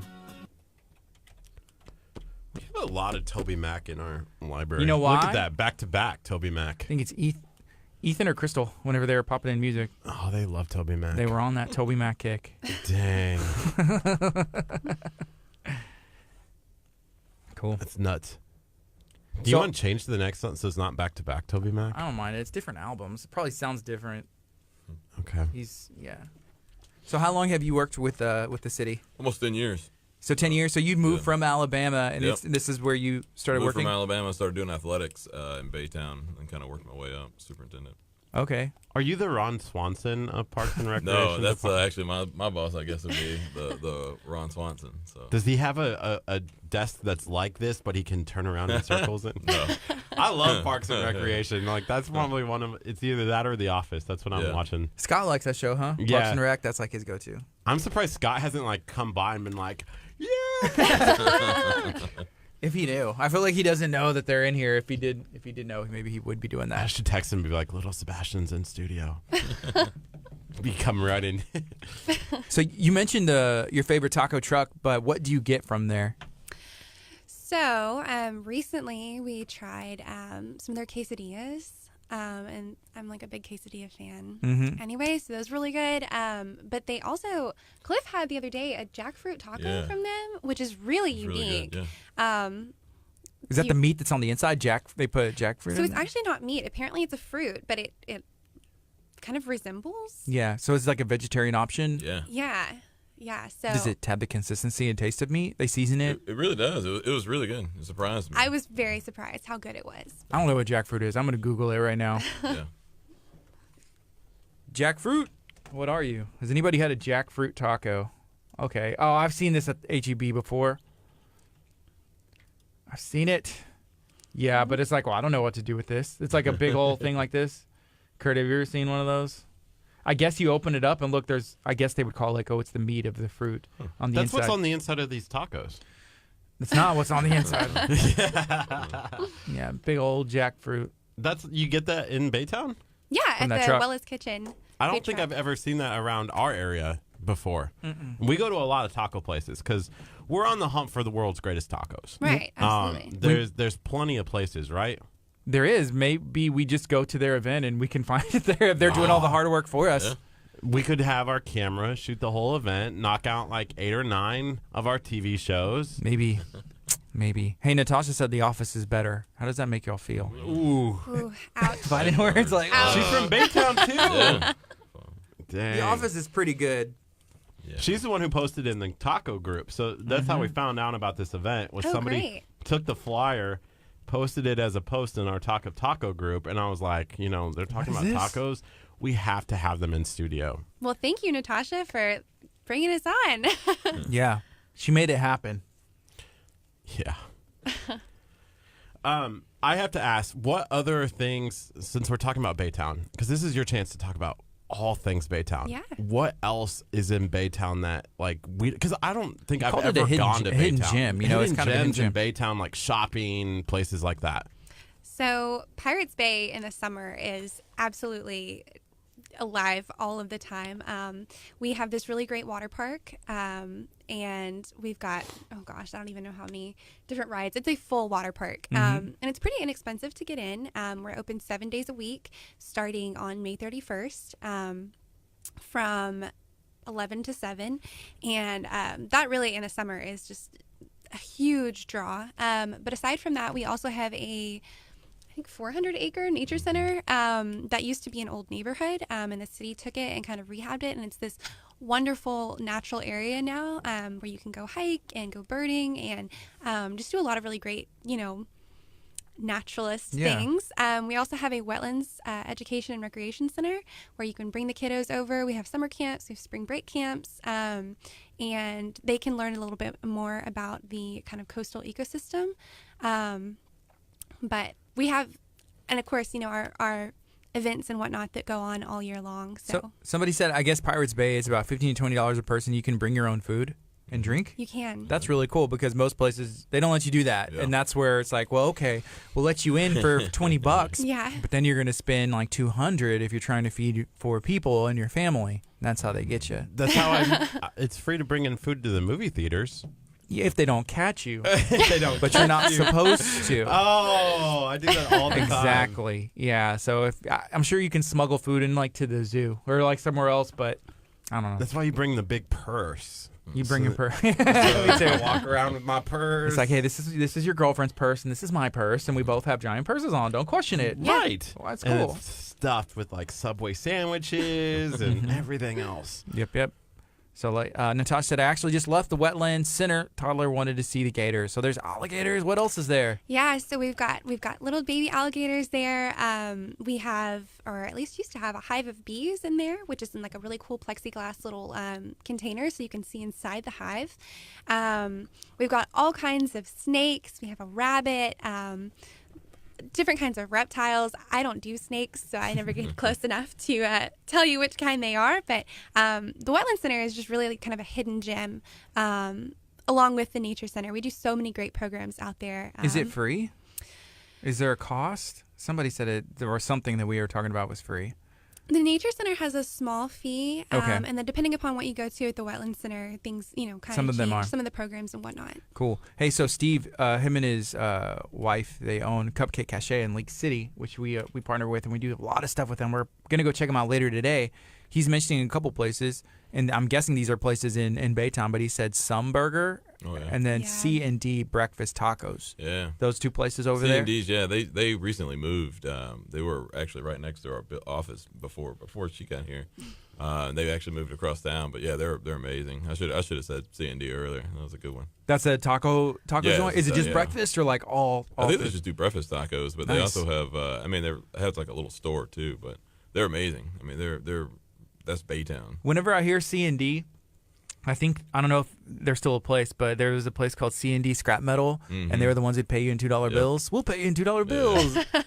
You probably don't know that, and I'm guessing you don't know that either. I don't. But they used to show it like on like local Rockets games. I remember that was like they the have commercial that'd come on. Matumbo on there too. Yeah. Yeah. So good Who's times. Matumbo? No, I'm just kidding. I'm kidding. I know who that is. No. Ooh. Don't do that today, Kurt. Fighting words. Fighting No. words. Hey, we're going to take a look at something. We dropped a video this morning. We do some giveaway videos, and we did a brand new one today. It's with Fub on Me, Bistro and Grill. They're located in League City off 646, close to HEB and that strip. If you haven't had the opportunity to go check it out, make sure you do that. I'm sure a lot of y'all already have.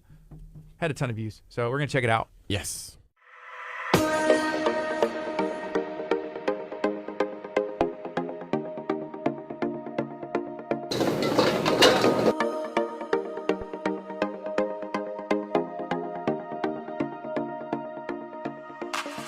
This is Gardy with KHEA Radio. I'm at Fub on Me Bistro and Grill. The brand new seafood side is now open. We're teaming up, giving away some seafood. We're giving away crawfish to you. There's going to be 3 winners. All you have to do to be eligible to win is like this video, comment on this video, Share this video out so everybody can see it, so you can win some delicious crawfish. Make sure you go like Fub on Me, Bistro and Grill on Facebook. Make sure you're liking KHEA Radio on Facebook. We're teaming up, doing this giveaway for you.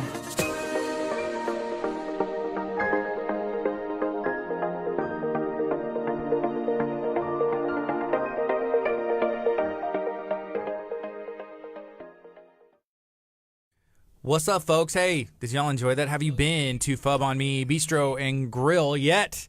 Cindy was helping us pronounce it, and she said it's like a question. So, you know, a lot of people say pho, but Cindy, her and her family are from Vietnam. And so she moved here when she was very young. And she said, you say it with like, it's like pho, but pho. You know, you say it like a question. And I was like, oh, okay, cool. Hopefully I'm not saying it wrong, but I probably am. But yeah. I think it is. It's fa, bon, bong. Yeah, it almost has like a G on it. But yeah, go check them out. That's a giveaway video that we have right now. If you haven't had the opportunity to go, have some. You're missing out. You can see there's my family, like my parents and my sister. They tagged along for the video shoot, and then they just ate all the food because we had to get it cooked, right? Yeah. And so they were just like, "When are you filming next?" I was like, "Really?" But yeah, they want to tag along now to every event because they kept. We went back and started filming in the back because that's what we like to do. We like to show the food being prepped because you get the sizzle and everything else, right? So they start putting like these actual like crabs and crab legs and stuff like that. I think there was a blue crab that they literally took out of like the out of the pan, out of the water, and like put it in the pan. It was great. Like, I'm filming it. I'm like, oh, here's a live crab, and he's like playing with it. He's like, clop, and I'm like, no, dinner. Yeah. And so they start bringing it out to Gardy's parents. Like, this is on the house. This is on the house. And they're like, oh, keep coming. Keep bringing more food. Yeah, are y'all big seafood people? Yeah. Yeah, you being from Fort Worth and you're from Alabama, I guess seafood is pretty big in both those places still, right? Yeah, it isn't. I'm from Mobile, Alabama, which is the south, Alabama as you can go. And yeah, seafood's real big down there. Because Kurt's from Nebraska, so he didn't really grow up eating seafood or like crawfish or anything like that. And we don't blame him. So we're like, yeah, that's okay. Are y'all big crawfish people? Are y'all into crawfish. it? Yeah. Absolutely. Oh, yeah. Cool. Have y'all been to Cupcake Cache yet? I have not, but the video looks amazing. So Yeah, I'm You haven't either. been there? I haven't either. I need to go. Deep breaths. No, yeah, y'all need to go. They got keto cupcakes. They got regular cupcakes. They're they delicious. Got cookie cupcakes. Well, the Girl Scout cookies. Girl Scout cookies. So they do a lot of seasonal stuff, but they are huge. Like my kids love whenever we go to Cupcake Cache. It's like I'm the best dad in the world. If I want to be the best dad in the world, it's like, oh yeah, let's go to Cupcake. Okay, or they'll start to act right. Did you want to go to Cupcake Cache? And it's just like fall into line, you know. I'm like a drill sergeant at that point. So I'm not telling them that I'm going today because my son's at school. My daughter, I don't know. I'll invite my wife. See if they want to go as well. But yeah, we're going to be stopping by. We were mentioning like Fub on Me, but do they have any restaurants like that in Baytown that y'all have had the opportunity to eat at where you have Vietnamese food or any kind of soup? I haven't tried any. I know that we have a few because there's actually someone who works in our office who's like really into Vietnamese food. And so he could probably tell you some of the great options that we have. I personally haven't been yet. I've been too busy eating tacos. So. Yeah, I understand that. Sometimes it's like that. Are the people at your office jealous that y'all got to come? I don't know. They should be. It should be. People get jealous at us here when we go out and eat at all the cool restaurants. They're like, oh my gosh. Yeah, so that's a look at Cupcake Cache if y'all haven't been yet. That was a video that we had dropped, I guess, a week ago or so. A little over a week ago. Awesome. So it kind of shows some of their stuff. But they have, keto options, and then they have normal ones. And their normal cupcakes are humongous. They are already giant. And I could share one probably, with, like, no joke, like with me and my kids and my wife. We could probably share one cupcake. No. Yes, I guarantee ate 6 of them the other day. Yeah, I know. I was there, but I'm just saying, like, you probably shouldn't have eaten 6 cupcakes. Dang. But it happens. Happens whenever they're that good. 10. Let's wait. You want to wait one more? Yep, Okay. yep. So right now, it's 10:31. This is KHEA Radio. We have the Parks and Rec Department in the city of Baytown in. And this is the first time that we've had a department like this in. So it's really cool. Like usually it's like the mayor or like a city spokesperson, Council. But this is awesome. Like to have a department. What other departments are there in Baytown? Yeah. Because I think you said y'all have 4 like subs, right? And y'all's, and then you said y'all are the best. So what are the others? Well, you've got your traditional, public works, finance, engineering. We have a really great tourism department, so you should definitely check them out. Great library. We have a great library as well. They do a ton of really fun things over at the library. They might actually rival us for the most fun department in the city, honestly. But then, just your typical city departments, I guess. Just the usual. That's cool. We have a library coming on tomorrow's show. Moore Memorial Public Library from Texas City is in studio. Paloma, she's actually in the talk group. We made her an admin of the talk Taco group. fan. She works at the library, but she has she goes and looks at tacos all the time and writes about them in her blog. So we're like, you should be the admin of Talk of Taco. Like, you're actually out there writing about it. We just film it. Yeah, well, she's a great writer, and so she writes a lot, and obviously she reads a lot, and she's a great person. One of the librarians over there, and we're just like, yeah, your content's amazing. You need to feel free to share it in here. So if y'all know any of the taco trucks that are coming, send them to our taco group because we're trying to find them so they can post their specials, post their deals, post pictures of their tacos so people will want to go and find them and check them out. So yeah, everybody is welcome to join that group and leave some feedback. Let us know what's going on with that. But we want to try all the tacos. You're a big flour person. I like the flour tortillas, and I use for my tacos. I'm doing the He gets doing judged the for this. beef, and then I'm putting queso cheese on it. Yeah. Yeah, And that's I'm it. totally on board with that. Right? It's Well, good. maybe not like if that's it, but I'm a big flour person too. I love flour tortillas. See, our very first video shoot, I got spoiled, I think, on our very first photo shoot because we actually went to somebody's house. They're like, we have the best tacos, and it's a house. He's like, I spend 2 hours, marinating the pork that he uses in his pork tacos. But they use a queso cheese inside of the pork tacos, and it was delicious. Well, the queso cheese was actually for the chips, and they had a different kind of cheese, but you were just like, you always go for the queso. Oh, wait, cheese. he didn't put it in that? That wasn't... No. Oh. That was just on yours. It was on me. Yeah, you were just like, I don't want to try it the way that you designed it. I want to try it my way. But everybody I has got different tastes. spoiled. Those are so good. So that was the first one. But then every taco that we've had since then just goes up and goes up and goes up. Yeah. So we're working on that sizzle reel that we're doing. So we have Channel 46 here at Abundant Life and inside of our building, and that's in Houston. Mm-hmm. And so we're taking our show, and that's going to go live on Channel 46. And so we're going to be doing TV programs and stuff like that inside of Channel 46, outside of our live show, and that is Talk of Taco. So it's like a 15-minute. We're going to focus on 3 different places, whether that's your grandma's or a taco truck or a restaurant, and try to find the best taco, not only in our area, but in the world. Yeah. Which includes Baytown. Yes. Of course. So there's that as well. Hey, is there places to go fish in Baytown? I know y'all are close to the water. Is there a lot of fishermen or kind of that kind of lifestyle? Yeah, there's you can fish at the nature center. It's $4 to get in for an adult and $1 for a child. And there's really good fishing back there. And also we have fishing along different parks as well, like Britton Park, and then Balaam Arena and all that. So there's Do you fish at all? Yeah, I do. I don't fish as much as I want to, but I don't think anybody does. So. Yeah, my dad, he's really big into fishing, and I was too when I was a kid because I'd go with him, but I haven't. Yeah, I think it's a time thing, and then it's expensive. It can be expensive, so that's nice to have a reasonable $1 for a kid and a couple bucks for an adult, because you're spending a ton of money on on all your gear, So we've done some fishing stuff, but we haven't had the opportunity to go fishing in Baytown, in Galveston, and not necessarily at the dike in Texas City, but. A lot of people go do that as well. Mm-hmm. Mm-hmm. Is there a dike in Baytown as well? No. So you can't just go out there and start fishing. Is there a good fishing spot?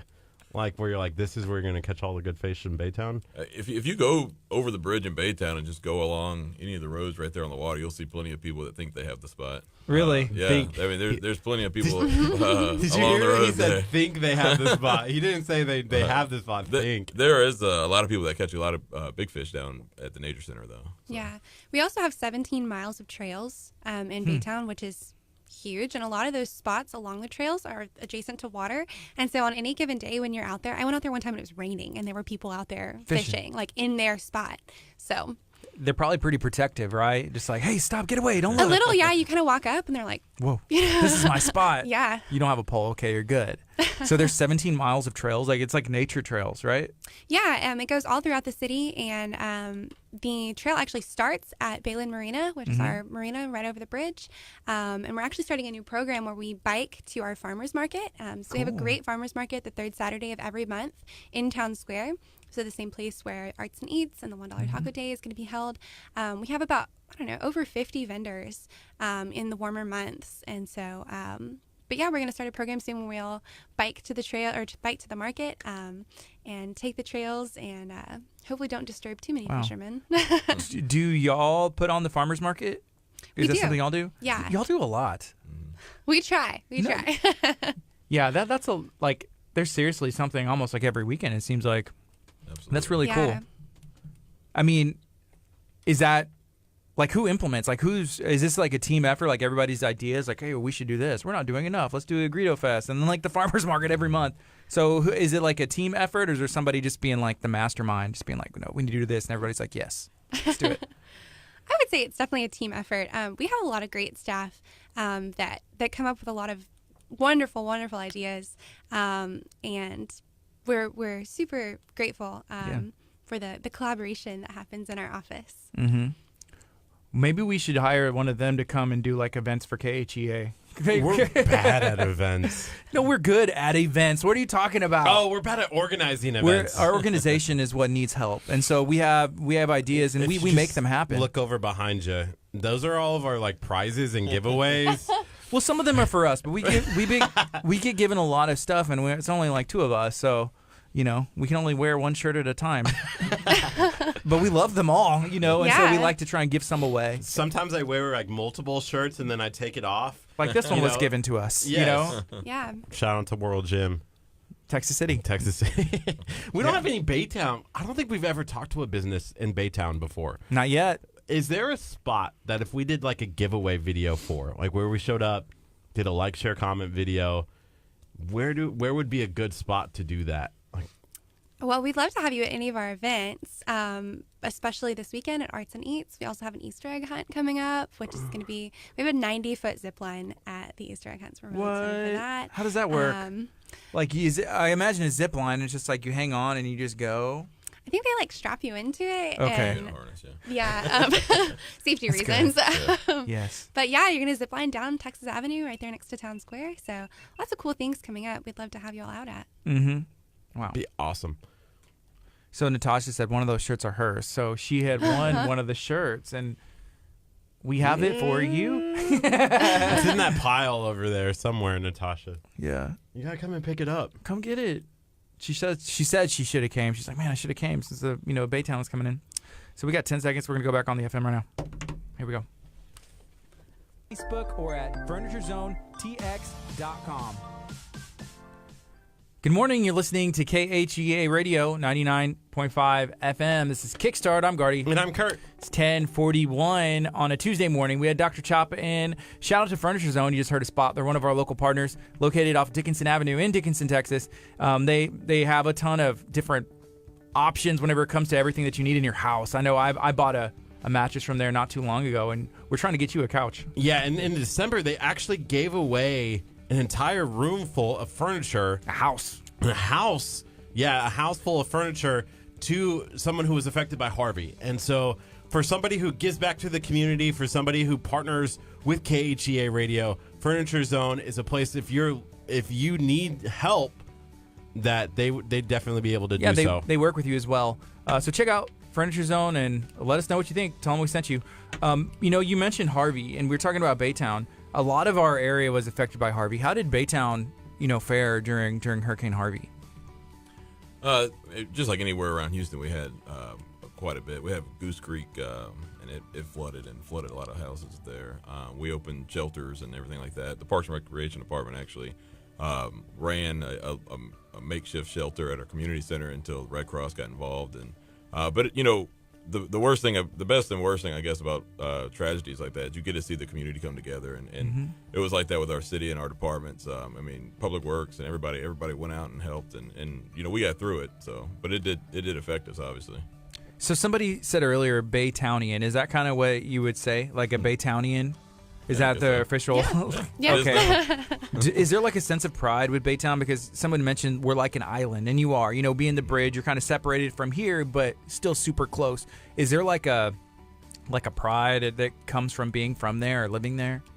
Yeah, I've worked in Baytown almost 10 years now, and my biggest thing is when people come over and they're surprised about something Baytown has. Like, oh, I didn't know Baytown did these events, or oh, I didn't know Baytown had the Christmas parade was that good, or I didn't know that we had so many leagues, or we did so many different things, and just changing that. Everybody kind of has their own mindsets and things, but when they come over and they're really surprised at the amount of things we do and the quality of events we put on is always with what I'm in it for, really. So. Yeah, I guess it's just a perception thing, like informing the people, like, hey, there are these events, absolutely, and you're invited. Absolutely. Yeah. Right. So, because we didn't know. And so thank you to Natasha for sharing that into our Talk of Taco group. So now we know that there's a ton of amazing events that take place. How far away is Baytown from Lamarck? I don't know, maybe like 45 minutes. It's not very far. You take Yeah, 146? not at all. Do y'all take 146 to like Emmett F. Lowry or something? Or how'd y'all get here if you're coming here from Baytown? I think 146. 146, NASA 1 and 45. Yeah. Okay. So. Yeah, there's a lot of construction taking place on I-45, and there's about to be even a lot more on 146, I think. But there's different ways to get around, and you avoid it all. Yeah. Mm-hmm. But it's an easy shot, to Baytown. I live in League City, but I used to take 146, just go south, like straight, and then into Texas City, and it's super quick. Mm-hmm. Yeah. It's super quick to get here. Up and down 146. Are there other places that y'all like to go, like not necessarily in Baytown, but, Kima's there. There's like all the, LaPorte and Seabrook, and there's a ton of other stuff they have there as well. Do y'all ever frequent any of those? I go down to the Kima Boardwalk from time to time. I actually live in the Clear Lake area, and so the distance drive really, I do it every day. It's not bad at all. And but still, yeah, anywhere on the way to and from Baytown from the south, I frequent. Oh, you know what I realized? Is it in Baytown that there's that like a truck unloading place, like for Walmart? Is there like a? Yeah, there's a distribution center. Actually, there is. Yeah. Do they employ a ton of people there? I would assume Yeah, yes. so. I one can't of our actually. part-time employees actually works there. Oh, well, there as you go. well. So, yeah. Yeah, because there was one day I used to live in Nashville, and I moved down, and I was looking for a job, and I went there one day, and I got there. They're like, sweet. There was like no requirement. It's like, can you pass a drug test? I was like, yeah, I can pass a drug test. They're like, all right, well, we'll check it later. Go ahead and get to work. And I was like, okay. And I went with about like 3 of my friends, and I was living in Dickinson, and they were just like, yeah, I'm not going back. It was a lot of work, and it was hard, and yeah, I found something else to do. So talk a little bit about who, again, just because people might be tuning in on the FM or might be new. What's going on Cinco de Mayo, and talk about why you guys put on an event that you guys are doing for Cinco de Mayo. Yeah, so we have a ton of great taco trucks in Baytown. It is just kind of like a hot spot for great tacos. And so we are on the search right now for the best taco in Baytown. So we've submitted a call for taco trucks because we are hosting a $1 taco day in Baytown's Town Square on Cinco de Mayo. So you can come out, enjoy some free live entertainment, purchase tacos from all of these different taco trucks from throughout Baytown for $1. And it's really just a great way to bring all of that, local, flavor together in one place there in Town Square. And making the tacos $1 makes it really easy and affordable. Feed the whole family. Yeah, to just come get dinner or truly decide which taco truck in Baytown is your favorite. So we're really, really excited. This is the first time we've ever hosted this event. And we've got some great live music, and we're going to have some kids activities, and it's really just a great event for the whole family. So they'll have a full menu as well, like these taco trucks, right? Yeah, so our only requirement is that each truck have one taco for $1. But after that, they are welcome to serve their full menu. They're welcome to serve Quesadillas. specialty items, quesadillas, just kind of whatever they like. But the requirement is you have to have at least one taco for $1. How many taco trucks are going to be there on that day? So we've budgeted space for around 10. However, if we have a few more, we're willing to kind of work with some space requirements and whatnot. We truly want to find the best taco in Baytown. Start stacking trucks. Yeah. So why is Baytown the place for tacos? The taco hub. Yeah, absolutely. I really encourage you. If you've never been to Baytown, I really encourage you to come out and try some of our local taco trucks. I'm going to send Curt down there to walk the 17 miles of trails to see if he can find the Yeah, best You're fish. just hoping I get lost on the 17 miles worth of trails. That's what you're No, hoping. I would never. No, I would never hope that. No, Wow. don't think that. Are there any like wild animals that you'll see on that trail? See, you are hoping I get lost. Just I don't know question. about on the trails. At the nature center, we definitely have some natural wildlife, but we take guided tours on that, so you're 100% safe. Like the alligators. We do. Actually, we have an alligator crossing sign on one of our trails, but we haven't seen her in a while, so I think you're safe. You know, I used to live in a neighborhood, and there was an alligator that would pop its head up every once and again, like in our pond. It's like, what? Why? Was this okay? No, it's not okay. But the alligator, it didn't bug anybody. You just stay away from the water, right? Yeah. I think if you want to come in close contact with an alligator, your best bet is at our wetland center. They're little bitty baby gators. They're super cute, and you can hold them. You can hold them? Do they try and bite you? I Are their don't know teeth about not that. like developed yet or something? I don't know. Our wetlands education specialist could probably tell you. Okay. Have you ever seen the show Swamp People? Very It's a briefly. great show. Yeah. It makes me want to go to Louisiana and go like hunt that, but I can just go to Baytown. You Apparently, can. I don't have to go to Absolutely. Louisiana. I'm gonna say like they said it was cool. You know, like it said it was cool. Yeah. Is it cool? It is really neat. Yeah. That's cool. You just want me to get lost. I'm gonna get lost and find tacos at the same time. You get lost and find tacos. That's dollar taco. Yeah, you're just like You're reeling in fishing, the tacos. fishing for tacos Yeah. on the nature trail. Okay, so why is Baytown the best? Like, why is this the hub of tacos? What makes it the hub? Like, that's what I'm confused about. Is how is it Baytown?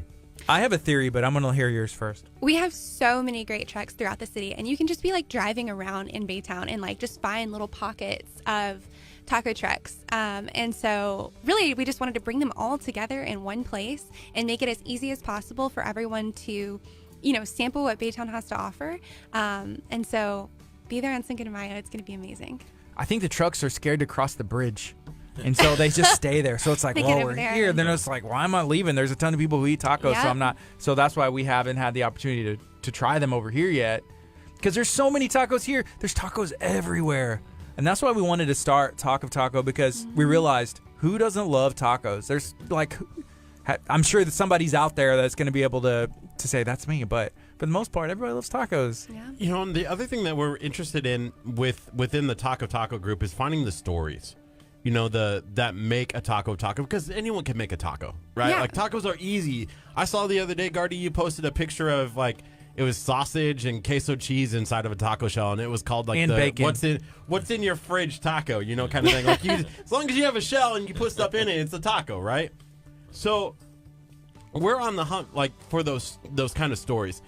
And like we talked yesterday with El Sombrero, and they've had the restaurant since 1973.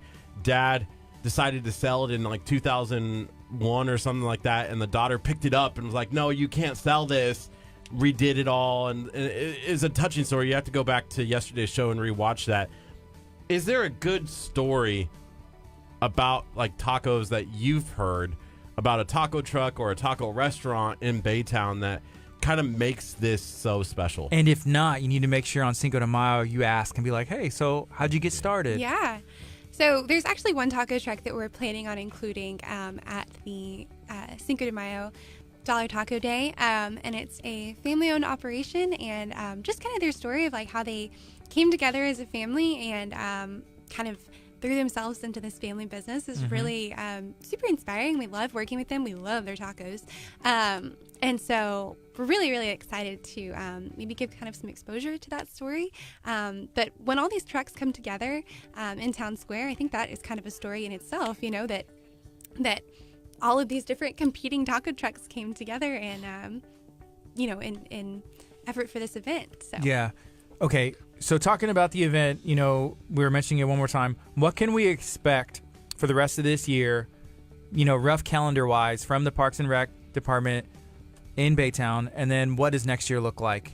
Like adding more events or growth, or kind of walk us through that. Yeah, so we've got the Arts and Eats Fest this weekend, and we're really excited about this event's won 2 awards just in the last year. It's going to have live music, a chalk art competition, a fire truck pull, and of course, food trucks with lots of tacos. But then after that, we've got your traditional, our Easter egg hunt, and we love to put our own spin on things. So we're going to have a 90-foot zip line at our Easter egg hunt. We're going to have a car show going on that very same day. That's cool. But then after that, in the summer, we've got our 4th of July event, which draws like over 20,000 people. So we have a lot of people out for that. We have Greedo Fest, and we have a salsa competition at that. A lot of really great local live performances. Then our Christmas parade is really, truly just a work of art. And so we're excited for that time to be here again. We throw Snow Day in January, where we bring out 72 tons of snow. What? We have snow slides, we have play areas, we have some really cool ice sculptures, we have an ice battle every year. So What's an ice battle? So we bring out our friend Reverend Butter, who is a local ice sculptor out of Houston. Okay. And he battles with another ice sculptor. The last couple of years, it's been Named Buddy the Viking. Buddy the Viking, out of Austin, and they create these like spectacular ice sculptures. This year was an angel. Do you use chainsaws? They use chainsaws, yeah, Okay. actually, and they Chainsaws. use fire to like. There's so much that goes into like making the ice. It's fantastic. How long do they last before they just like melt away? I don't know, 2 or 3 hours. Oh, yeah, That's neat. Reverend Butter actually does a lot of cool events for like PGA and the NFL, and so he's a professional ice sculptor, and he comes to Baytown every year in January. So That's fun. That's awesome. Yeah, I've never heard of a battle because I'll see those things sometimes. That's amazing. It's like, how do they do that with a stinking chainsaw? Just like like the precision and everything Yeah. else. It's like, like an angel or something. And it's like, how did you do that out of a block of ice? That's ridiculous. It's dangerous. I could cut my arm off or Yeah. something. That's why he's a professional. You wouldn't battle him. I mean, you would try. I would win. I could see you doing that. But I'd also cut off my arm in the process, unfortunately. But as long as you win, is it worth it? Yeah. Oh, my God. You got about 5 more minutes left of KHEA's Kickstart in the morning. I have to ask, because it just seems like Snow Day, Taco Festival, Salsa Challenge, right? Like, you guys do a lot. Is the city of Baytown Parks and Rec the best in the area? Like, should like the city of Lamarck be like taking notes and being like, The Parks and Rec, Guys. I think you step it up. I don't know. Is that? I don't are y'all know. the best? We have a lot of friends actually in the other parks and recreation departments around, and we work really closely with them to kind of bounce ideas off of each other. We have some different vendors that So I don't know that I think we certainly try to be the best, absolutely. But we love some of the other events that our friends put on as well. Who's y'all's closest friends when it comes to another park and rec department? I bounce ideas off of LaPorte a lot. Yeah, They helped us out a lot on different policies and things. Yeah, LaPorte has a pretty cool, like, little, I guess what I call, like, downtown area, like, on Yeah. east of 146, because they got the skate parks. There's obviously the water over there. It's a really nice community. I used to work, in a work truck as a technician, so I just bounce around in, like, LaPorte, Seabrook, and even a little bit of Baytown. That's, like, my latest experience over there. But I had no idea. LaPorte's nice and a lot of little downtown stuff. Yeah, absolutely. It's pretty neat. So, Curt, have you ever been to LaPorte? I don't get that way very often. Like Baytown, North of You Seabrook. should come on Seabrook. over. I live down here in Texas City. I stay in this area a lot, but Never leaving. never leaving. I get to KHEA sometimes, but I always forget about Seabrook, LaPorte, Baytown.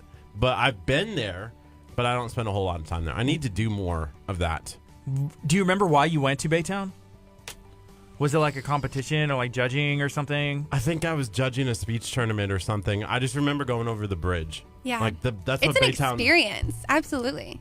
It really is. Don't they the bridge- run over that bridge? They do. Like yeah. there's a 5K, isn't it? Yeah, we have our jailbreak run every year, and people run over the bridge, which is like mind-boggling to me. Yeah. Like, I get kind of nervous still driving over the bridge. It's really tall, but yeah, people ride their bikes. Over Y'all the should bridge. put that into the 17-mile nature trail. Yeah, Just be like, it's nature. Like, oh, boom, boom, all the cars going Yeah. by. Like, okay. They have to run nice. on the street. You guys shut down the street. Like you shut down the bridge so that the run happens, right? They shut down a lane of it. yeah, just Oh, one wait. lane. Because people still need to get there. Yeah, You'd be like, I can't get to work. The stinking 5K is going on right now. Somebody said that tunnel earlier. I saw it in the comments. Still open. It's still open, right? Is it You still can still there? take the tunnel. No, there's a tunnel that goes into Pasadena, I think, but there's the one that goes into Baytown's not there anymore. Okay. Well, that probably was easy to close it. I feel. Because that's the only way to get to Baytown, right? Is through that bridge, like, It's or through- all Or the way further around. South it is. Yeah, you Yeah. can go around too. But you have to drive all the way through Houston and come back. Yeah. What are the neighboring cities to the north of Baytown? Because Crosby's over there. okay, Mount Bellevue. Because you go through Baytown to get up through to Beaumont, right? Like you can take that way. You can. Yeah, you can. You take it. can. You can I take think I've done 146 that all the way before. through, yeah. Because you can either go 10 into Houston or come down 146, like Yeah. 10 to 146 and then down, right? Yeah, my wife has a family in Jasper, and so she says she remembers. That's one of the memories, as a kid. Hey, we got to go visit Grandma, in Jasper, and taking the tunnel. And it's just like, what's going on? Okay. And then I know last time I went to Jasper, I went through Houston the first time, and then on the way back, I just plugged it in my phone and ended up, coming back through in 146 to get to League City. So there's a bunch of different options. Pretty neat. All right, one more time, because we got about a minute and a half here.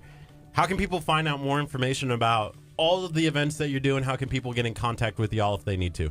Yeah, so for more information on any of our events, programs, athletic leagues, all of the great stuff that we do in Baytown, be sure to follow us on Facebook at Baytown Parks and Recreation, or you can always give us a call at 281-420-6597. All right. Well, thank you all for joining us today. We're looking forward to y'all's the taco event, Cinco de Mayo. We're gonna be there because I'm gonna knock Yeah. out. We're gonna knock out 10 episodes in one little shoot. That'd be nice. We're gonna use Yeah. you. I'm sorry. No, by all means, we'll see you there. It's okay with us. All right. Hey, y'all have a blessed day. Thank you so much for joining us on the Kickstart this morning. We'll be back tomorrow morning at 8:30. We're going to have a ton of fun. The day is just getting started, so go do something good. Go do something positive. Go have some tacos today. Maybe in Baytown. Let us know what you think. Oh, it is Taco Tuesday. It is KHEA Radio 99.5 FM. Be blessed. Boop, boop, boop. Bye, Facebook.